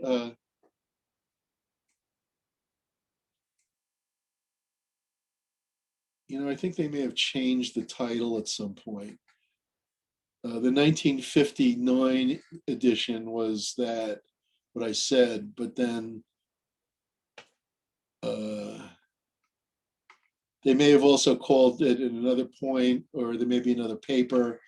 No, I think that was the title of the book. What I'm looking at is a chapter. So I take it back. So basically, the Hawthorne experiments were where a group of Harvard management professors were studying a whole host of influences on productivity at the Hawthorne Electric plant, which was a division of Western Electric, which was in turn a division of American Telephone and Telegraph, AT&T, at the time when it was a monopoly. The current AT&T is nothing compared to what AT&T was at that time. It had been given a government-granted monopoly of much of the country's telephone business, and it controlled not only the telephone business itself, but also the manufacturing of the telephones and research, the famous Bell Labs, where all kinds of things were invented. I think the transistor and lots of other things were invented, was all under them. And they had employed these Harvard researchers to try to improve the productivity rate at in the company, but they were studying this one plant in Illinois. And when they were studying the lighting, they found that raising the lighting enhanced productivity, but lowering the lighting enhanced productivity even more. And the result was that they realized that the interaction between the researchers and the people in the experiment, test subjects, I guess the clinical term for it, was what was causing the productivity, that the morale of the employees was affected by being observed. And so what really mattered then was the morale rather than the conditions. But the main point right now is that in analyzing what caused productivity, they inadvertently created a stimulus to productivity, namely that observing people and making them feel good about themselves, that they were being observed. So that kind of effect in social science is often called the Hawthorne effect. A similar effect is seen in medical experiments, where it's well known that there's an effect of being in the experiment to make a larger percentage of people better than if they're left alone. And that's often called the placebo effect, because what they do in medical experiments, and this relates to the famous double-blind experiments that have been in the news lately with regard to COVID testing and the effects of various drugs on COVID, that in a double-blind experiment, what they have to do is give both the participants and the people administering the test blind application. So neither knows who's getting the real treatment. The people giving the test don't know, and the people receiving the treatment don't know. So it's double blind. And by making it double blind, you don't influence the test subjects psychologically, treating them differently or better, or somehow, or tipping them off, or there's all kinds of possible things that could happen. That it's some well-meaning scientists or whoever administers the drugs could give someone, knowing that it cures them, it could give someone what they think is the cure, simply because they're trying to be beneficent, but it could destroy the validity of the experiment that way, so they'll never know whether it works or not. So basically,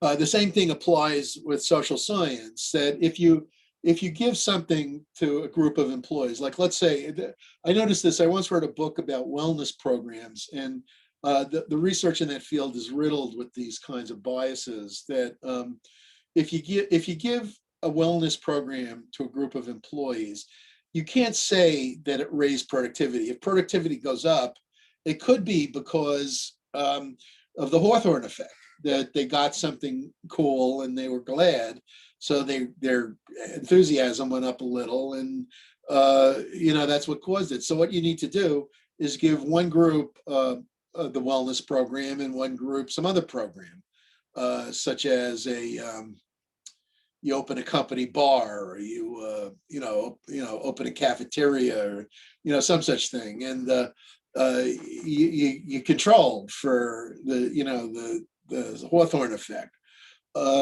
Once you do that, if productivity really shoots up in the experimental group, then you're okay. Then it has an effect. So the idea, and the same is true in market research. You study the same kinds of things, that you always have to be asking.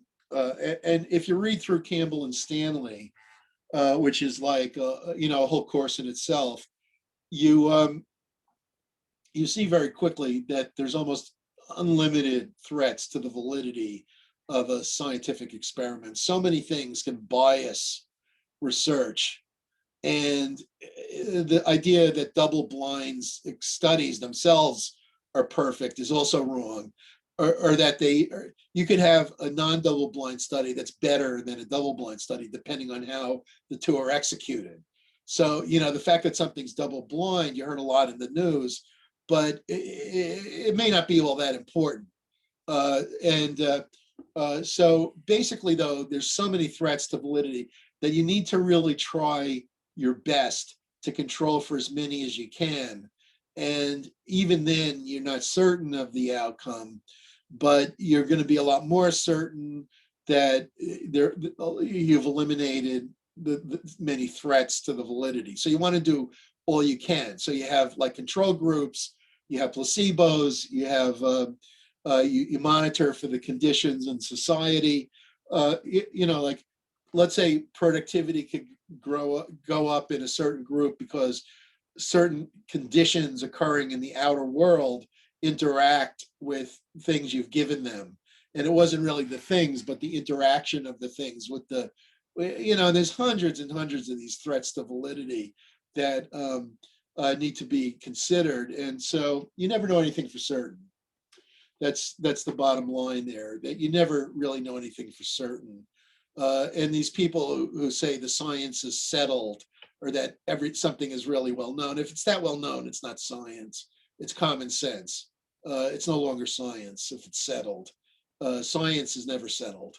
If you're asking a question scientifically, it can't possibly be settled.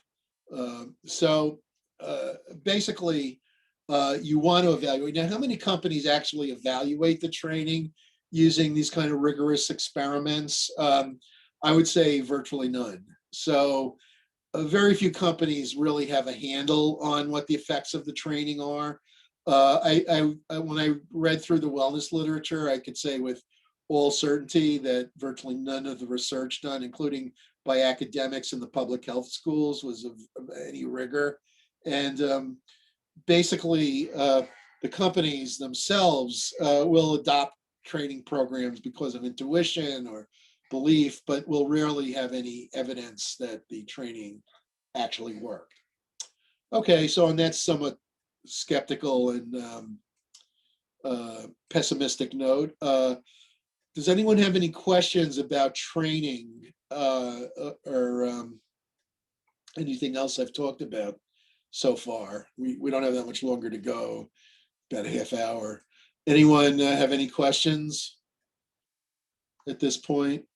Okay, I'm going to read off the names of the people I've marked absent one more time. If you are here, please let me know. Syed Ahmad, Esther, Syed is here? Yep. Okay. Esther Chabot. Esther? Alyssa Regis.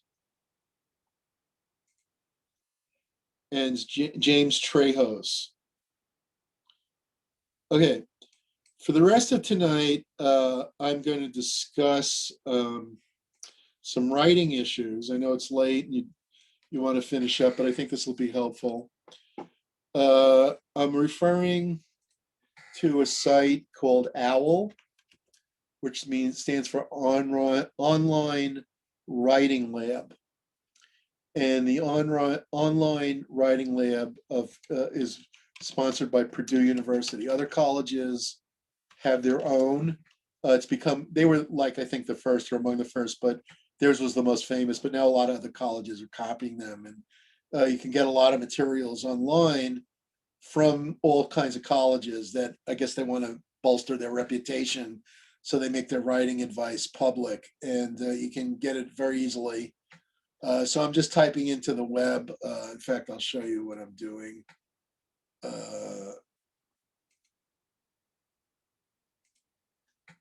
I'm just typing in OWL, Purdue University, commas, extended. And basically, we have your extended rules for commas, and that's what we are going to look at. Okay, so now, before I do that though, there actually was one other thing I did want to do. So let me back up for a second. I'm gonna put it on the whiteboard for a second. There's one other thing I wanted to talk about before I do commas. The idea of parallel construction, parallel structure, it's called, or parallel construction, parallel form, or it could also be called parallelism. And the idea of parallelism is that when you write any sort of list or series, you always give the same form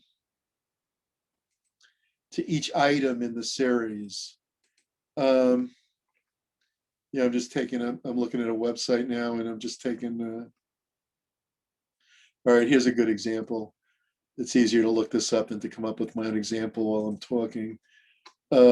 These guys say, for dinner,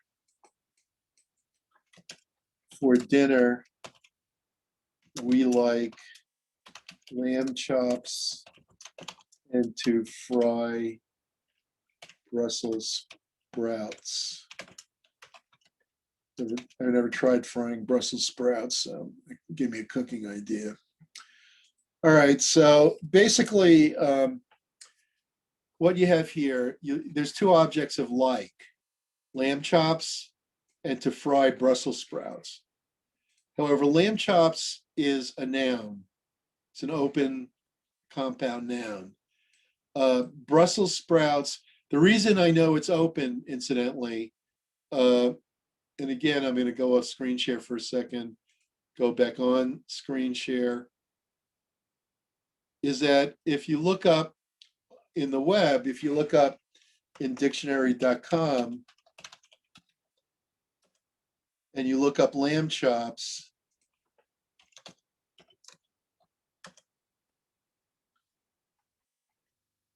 you don't get a word. Okay, so I was wrong. That's why even I can make a mistake. So let me just check Merriam-Webster. Search for a word, lamb chop. Nope. All right, so lamb chop is not a word. I take it back. I apologize. So that's it, but that's how even I learned. So basically, going back to that that example, you have a lamb chop is then a noun. The noun is chops, and the word lamb serves as an attributive noun, a noun functioning as an adjective. So you have a noun and an attributive noun, and then you have, this is a infinitive followed by a noun. Brussels sprouts has got to be a noun. Let me check that. Brussels sprouts.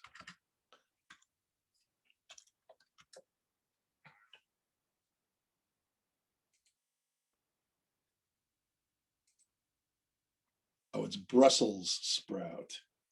Okay, so let me correct that also. It should be an S here. Brussels sprouts. I just learned that. So for dinner, we like lamb chops and to fry Brussels sprouts. You have a noun, attributive noun, and then a noun, and an infinitive followed by a noun. It's not parallel because you want to have the same form for each item. So to make it parallel, you write, for dinner, we like to fry lamb chops and Brussels sprouts.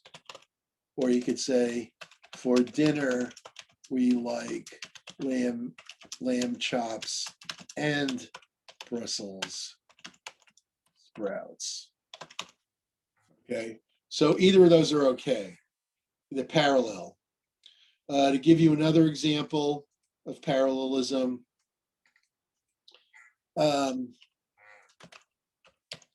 my friend is good at singing, to dance, and he walks fast. Okay. All right, this is not parallel. You have three objects of at. Singing is a gerund, a verb turned into a noun by adding ing. To dance is an infinitive, and this is a main clause or a clause. He walks fast. It's a main clause. So basically, to make it parallel, you would turn each item into a gerund. My friend is good at singing, dancing, and walking fast. You give each item in the list the same form. All right, so I could go through a lot of examples. I wanted to give you guys an idea of that. I see a lot of students now, when you write lists, another point is not to, lists shouldn't be more than 4 or 5 words. So I didn't want to do that. So you don't have lists like of 12 things. Have like a list, 3 things is good, 4 things maybe, 5 things very rarely. You don't go much beyond 4 things, and more likely 3 things on a list. Don't have like 9 things. You can always turn a list into a set, break it into a couple of sentences or something like that. All right, so now let's go back to our friends at OWL.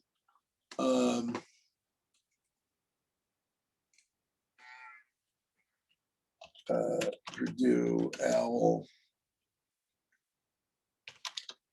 extended comma rules.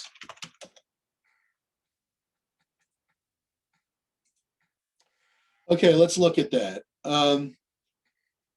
First of all, you use commas to separate main or independent clauses when they are joined by the coordinating conjunctions. I've told you this already, that when you join 2 main clauses with the fanboys, okay, they just call them coordinating conjunctions, the fancy term. You can just remember them as the fanboys, for, and, nor, but, or, yet, so. Main clause, the game was over. Main clause, the crowd refused to leave. You join it together with a comma followed by a coordinating conjunction or fanboys. The student explained her question, comma, yet the instructor still didn't understand. Okay. When moving to the second one, use commas after introductory clauses, phrases, and words that come before the main clause.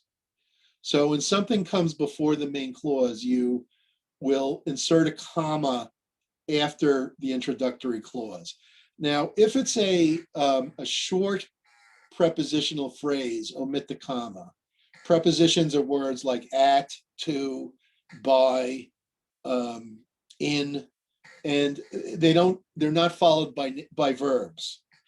So if you say, at school, I was eating, and the cat scratched the door, you don't have to put a comma after at school. Years ago, they told you to do that, but the style has changed over time. However, when something is a introductory subordinate clause, so while I was eating, while is a subordinating conjunction, was eating is a verb, you insert the comma at the end of the introductory clause. Because her alarm clock was broken, she was late for class. Because is a subordinating conjunction. The clause is an introductory subordinate clause. Her alarm clock was broken because her alarm clock was broken. So you insert a comma after it. The same, if you are ill, if is a subordinating conjunction.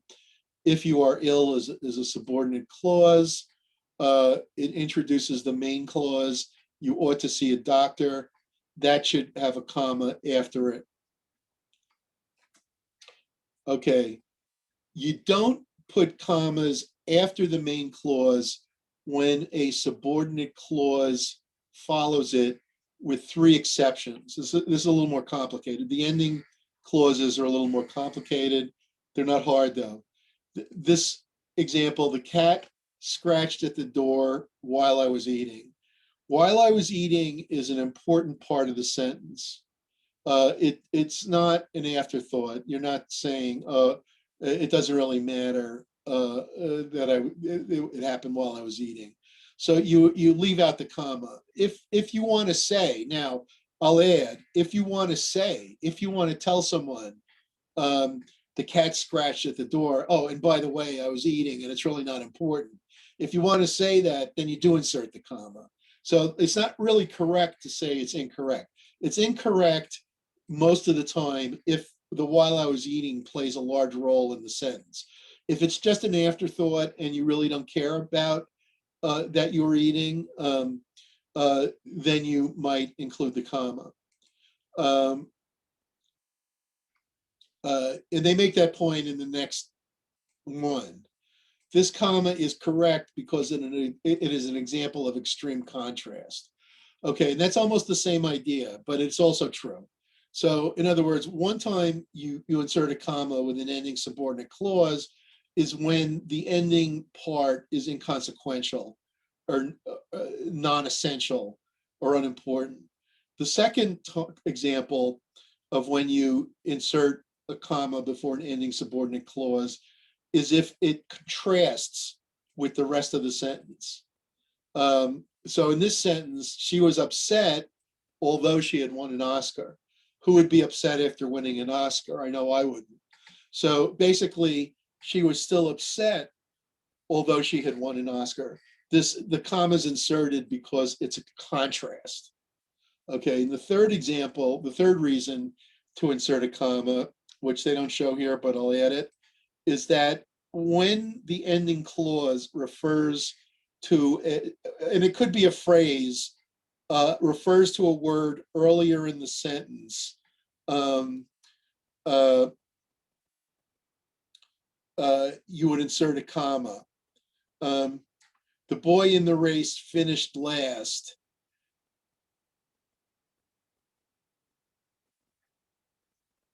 But he,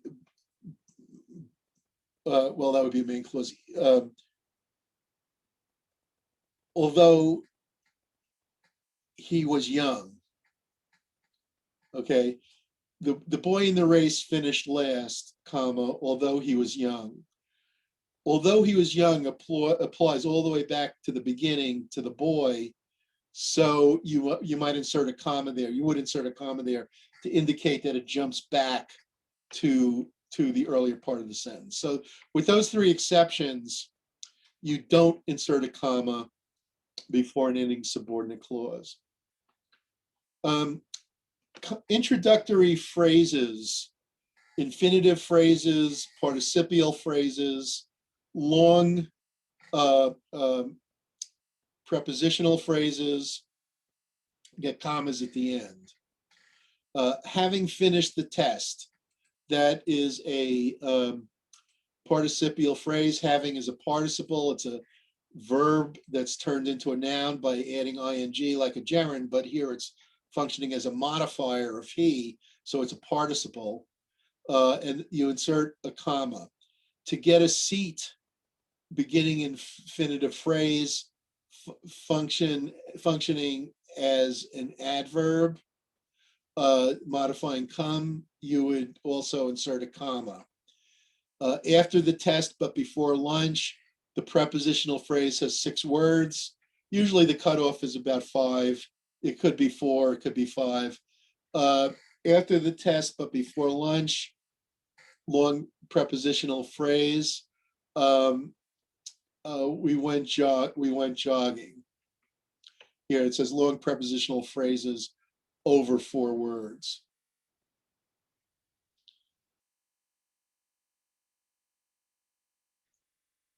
Common introductory words that should be followed by a comma include yes, however, and well. Whenever you put an introductory word or phrase, by the way, in that case, whenever might not be a good example. That's more of a subordinated conjunction, although it's increasingly used as a word by itself. Well, yes, comma, we have no bananas. Incidentally, comma. So when you have an introductory word like that, you insert a comma before the rest of the sentence. Another time you use commas is when, and this is a basic principle of comma use that you should, if you remember nothing else from this, you should remember this, that you use commas to indicate that something is unimportant or non-essential. Commas are a signal that something isn't central. So you set it off with commas. They're almost like mini parentheses. So something that's parenthetical, you can always use parentheses, but often it's clumsy. It might pay to use a comma. And there are quite a few times when this comes into play. It comes into play with the positives. It comes into play with relative clauses. It comes into play with adjectival phrases. You can use this comma approach for a lot of different applications. It always means you insert two commas, not one. You always insert two before and after the non-essential element. So here are some examples. And incidentally, how do you determine that something is non-essential? If you leave it out, does the sentence still make sense? Does it interrupt the flow of words without interrupting the meaning? If you move it to a different part of the sentence, does the sentence still make sense? That's why you insert, when you have these ending phrases and clauses, you insert a comma because you can move them around. They're not totally essential. So basically, if you answer yes to one or more of those questions, then the element is non-essential. So this is what's called a non-restrictive relative clause, which is common. With non-restrictive relative clauses, you use which rather than that, and you set them off with commas. So you say, that Tuesday, which happens to be my birthday, is the only day when I'm available. If you take that out, does the sentence still make sense? It says, that Tuesday is the only day when I'm available. That's the main point. You're throwing in some extra information, which happens to be my birthday. It's bonus information.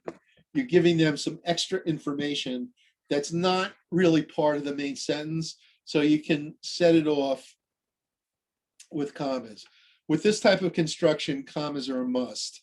The food, on the other hand, comma, before and after. The food, on the other hand, is rather bland. In your writing, keep this kind of word rather. When you do business writing, you don't want that sort of extraneous adverb that's sort of like a tut-tut, high-class sound, rather jolly old friend. You don't want to use that kind of word in business writing. You want to be direct.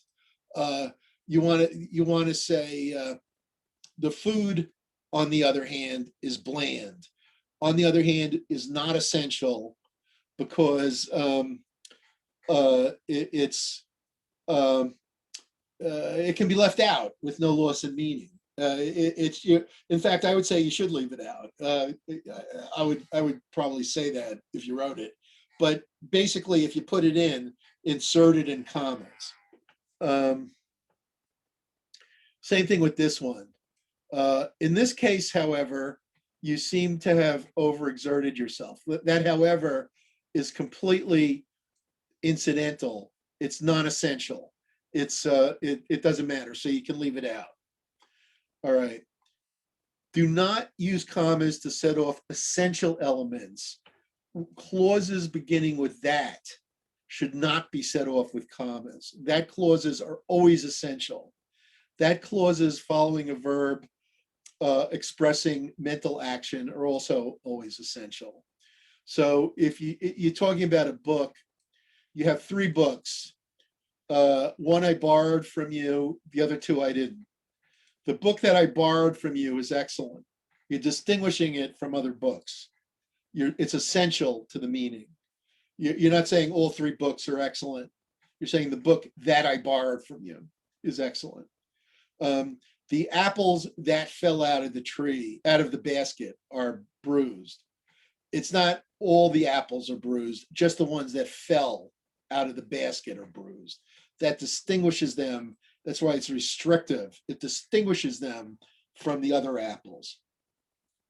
Clauses following a verb expressing mental action should also be followed by that with no comma. She believes that she will be able to earn it. He is dreaming that he can fly. I contend that it was wrong to mislead her. None of those should get commas. Those are essential elements, but so are these. Students who cheat only harm themselves. Not all students harm themselves. And if I put commas around who cheat, I would be saying students who cheat only harm themselves. In other words, all students cheat and all students harm themselves, but that's not what I'm saying. I'm saying there's two categories: students who cheat and students who don't cheat. When you restrict the meaning in that way, when you use the restrictive form, you omit the commas. The same with this thing. And usually people don't insert commas before a participle or adjective, but sometimes I see students doing that, and generally you shouldn't. The baby wearing a yellow jumpsuit is my niece. It's restrictive. There are two babies there. Now, if you inserted commas, you would be saying that there's only one baby in mind. The baby wearing a yellow jumpsuit is my niece. In other words, there's only one baby out there, and it's the baby. The baby wearing the baby happens to be the yellow jumpsuit is extra information. It's not essential to understanding who the baby is. We've only got one baby in the house, and the baby happens to be wearing a yellow jumpsuit. If you leave out the commas, then you're restricting the meaning of baby to that one baby. If you put in the commas, you're just describing the baby or adding information. The candidate who had the least money lost the election. Great example. There were several candidates, or two candidates. The one who had the least money, in contrast to the one who had the most money. All right. You can go through these things by themselves, but like the first one, Fred, who often cheats, is just harming himself. If you left out the commas, you'd be saying that there are two Freds, one who cheats and one who doesn't cheat. If you put in the commas, you're just adding information about Fred. If you and they give the same one we were just talking about, the yellow jumpsuit. Let me just throw in one more. It's up to you, Jane, to finish. So basically the third from the bottom, it's up to you, Jane, to finish. That means you're adding information about you. It wouldn't make sense to say it's up to you, Jane, no commas. It's like you're talking to two people at once and you're distinguishing to that person who they are. It would make absolutely no sense. There has to be two commas there. All right.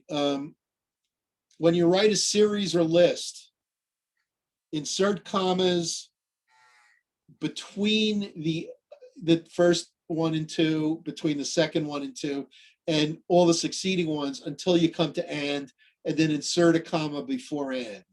That last comma is controversial. It's called the Oxford comma. It's named after a guy who worked at the Oxford University Press who put it in, and it's often debated whether it's essential. Strunk and White in Elements of Style emphatically say put it in. They say it's very, very important to put it in. Most grammarians don't say you have to, but a lot of people would agree that it's a little clearer. And the reason is this.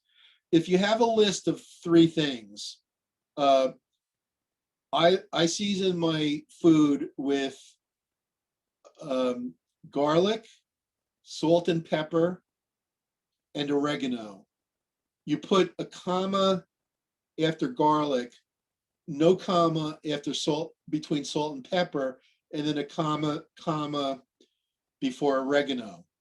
All right. If you put those elements at the end, the final comma makes clear that the last two items go together and they're not separate items in a list. That's why a lot of people prefer the Oxford comma, that it adds some clarity in certain circumstances. So basically, this one everybody knows, so I won't belabor it. Moving to the next one,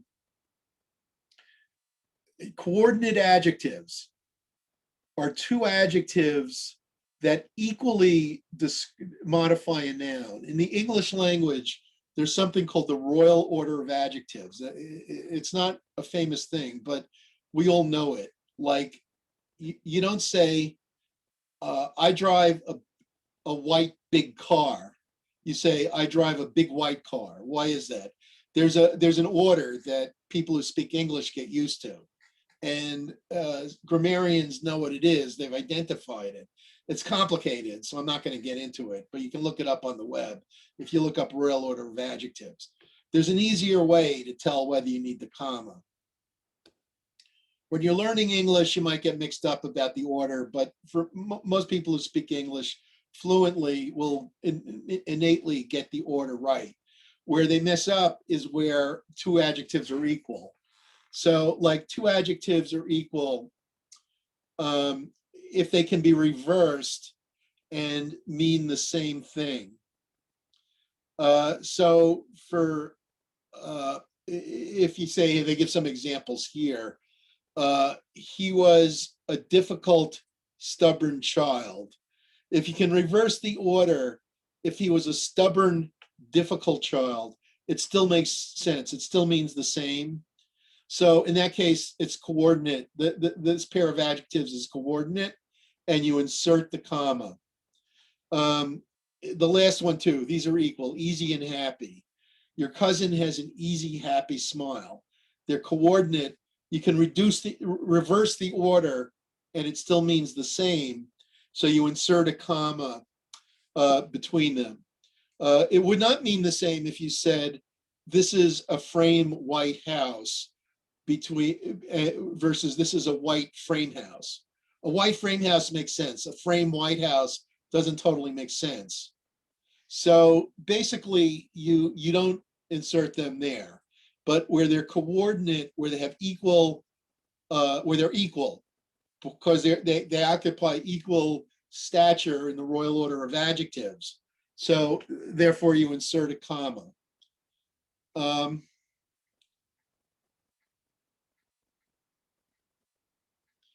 All right, I already said number 7, use a comma near the end of a sentence to separate contrasted coordinate elements, or to indicate a distinct pause. Again, where what ends contrasts with or contradicts the earlier part of the sentence, insert a comma. He was ignorant, comma, not stupid. The chimpanzee seemed reflective, comma, almost human. The speaker seemed innocent, comma, even gullible. You're contrasting or contradicting. And this is what I said earlier about phrases, and I would add to it clauses at the end of the sentence that refer earlier.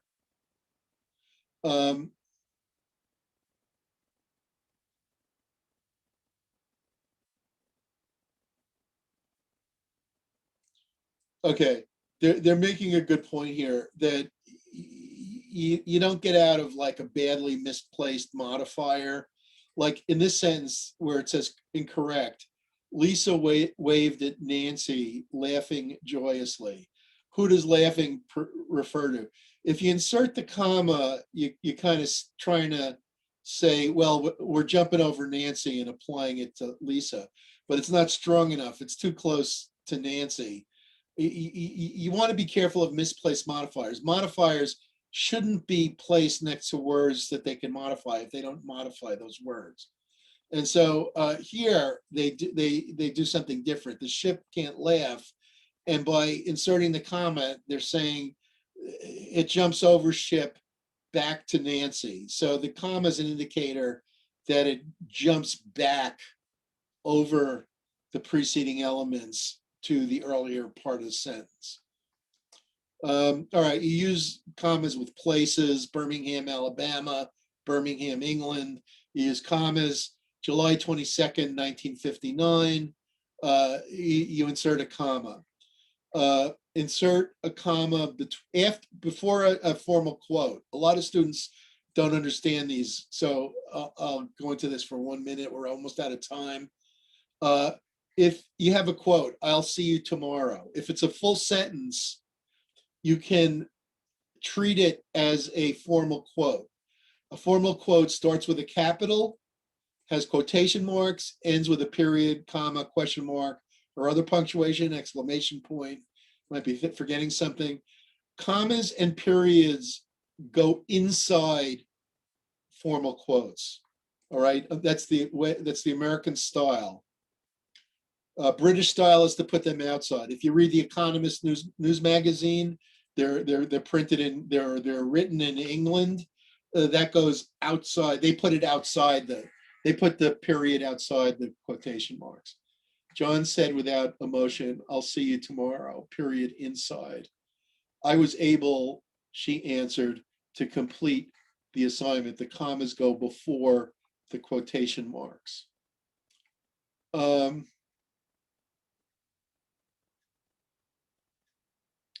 right, so here they're saying wherever there's room for confusion, commas are always desirable. So there's this famous rock star named George Harrison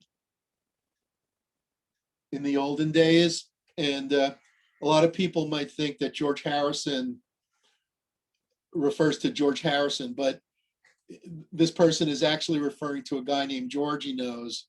And he's saying to George, comma, Harrison had been sort of an idol. Okay, so there's two different people here, George and Harrison. And this is saying they're not the same, they're not the George Harrison. One is, another one is someone named Harrison, who presumably is George Harrison, but I don't know. All right, so basically, commas can be in the wrong places and are a sign of bad grasp of English. First of all, never insert a comma unless there were two of them. Like if you're inserting a non-essential element before the verb, but if there's only one comma, it should not be between the subject and the verb. So the subject of the sentence is 18-year-old. The verb is. An 18-year-old in California, comma, is now considered an adult. That comma is wrong. You do not insert commas before the verb. Okay, between the subject and the verb. Another example, the most important attribute of a ball player, the subject is attribute. You don't insert a single comma before the verb is. That comma is wrong. Don't put a comma between two verbs or verb phrases in a compound predicate. All right, what this is really, that's sort of a fancy way to say it, but I would say it a different way. Whenever you have a list of two items, you don't insert the comma before the end. I like cookies and milk. You don't insert a comma before and. All right. I like cookies, milk, and soda. Then you insert commas in between the items with three items. With two, you don't. When in this sentence, we laid out our music and snacks and began to study. You have a list of two verbs, laid out and began. So you're joining a list of two items, two verbs. We ran, sang, and hollered. Okay, we ran, sang, and hollered. You insert commas between them. We didn't like people who who sang, ran, and hollered. You insert commas between them. The fact that it's a compound predicate isn't decisive. What's decisive is that there are two items. We laid out our music and we began to study. There are two items, laid out and began. This comma is wrong. A lot of students make that mistake. I've graded about 70 papers so far, and a lot of the students have made this mistake. Maybe 10, 20% have made a mistake like this. I turned the corner and ran smack it. This is wrong. If you inserted a subject after the comma, you would have a main clause. You'd have a comma followed by a coordinating conjunction, followed by the subject and the main clause. But you don't have a main clause. You have a list of two items that are both objects of the verb. Actually, you have a list of two verbs that have the same subject, I turned the corner, I ran smack into the patrol car. A list of two items, no comma. All right, don't put a comma between two nouns, noun phrases, or noun clauses in a compound subject. All right, again, a list of two items. These are really the same. The music teacher from your high school and the football coach from mine are married. Two items, no comma. All right, and the last one, don't put a comma after the main clause when a dependent clause follows it, except for contrast. Again, the cat scratched at the door while I was eating. And this goes back to the first thing I said, to kind of come back to the first item. She was still quite upset, although she had won the Oscar. Again, this massive contrast. Usually people are singing and dancing when they win the Oscar. She was quite upset, although she had won the Oscar. Contrast, insert the comma. So let me just sum up. I'm sorry I took you a few minutes over. The basic thing in commas, if you take nothing else out of this, commas are used to indicate things that are unimportant, non-restrictive, incidental. Leave out the commas for things that are restrictive, essential, defining, and go over that list and you'll learn. Okay, well, I went a little over. I apologize. Have a good evening. And if you have any questions, stay on, and other people are free to leave. And this hereby ends the class. Have a good night and nice week. Good night. Good night. Thank you, Professor. Thank you.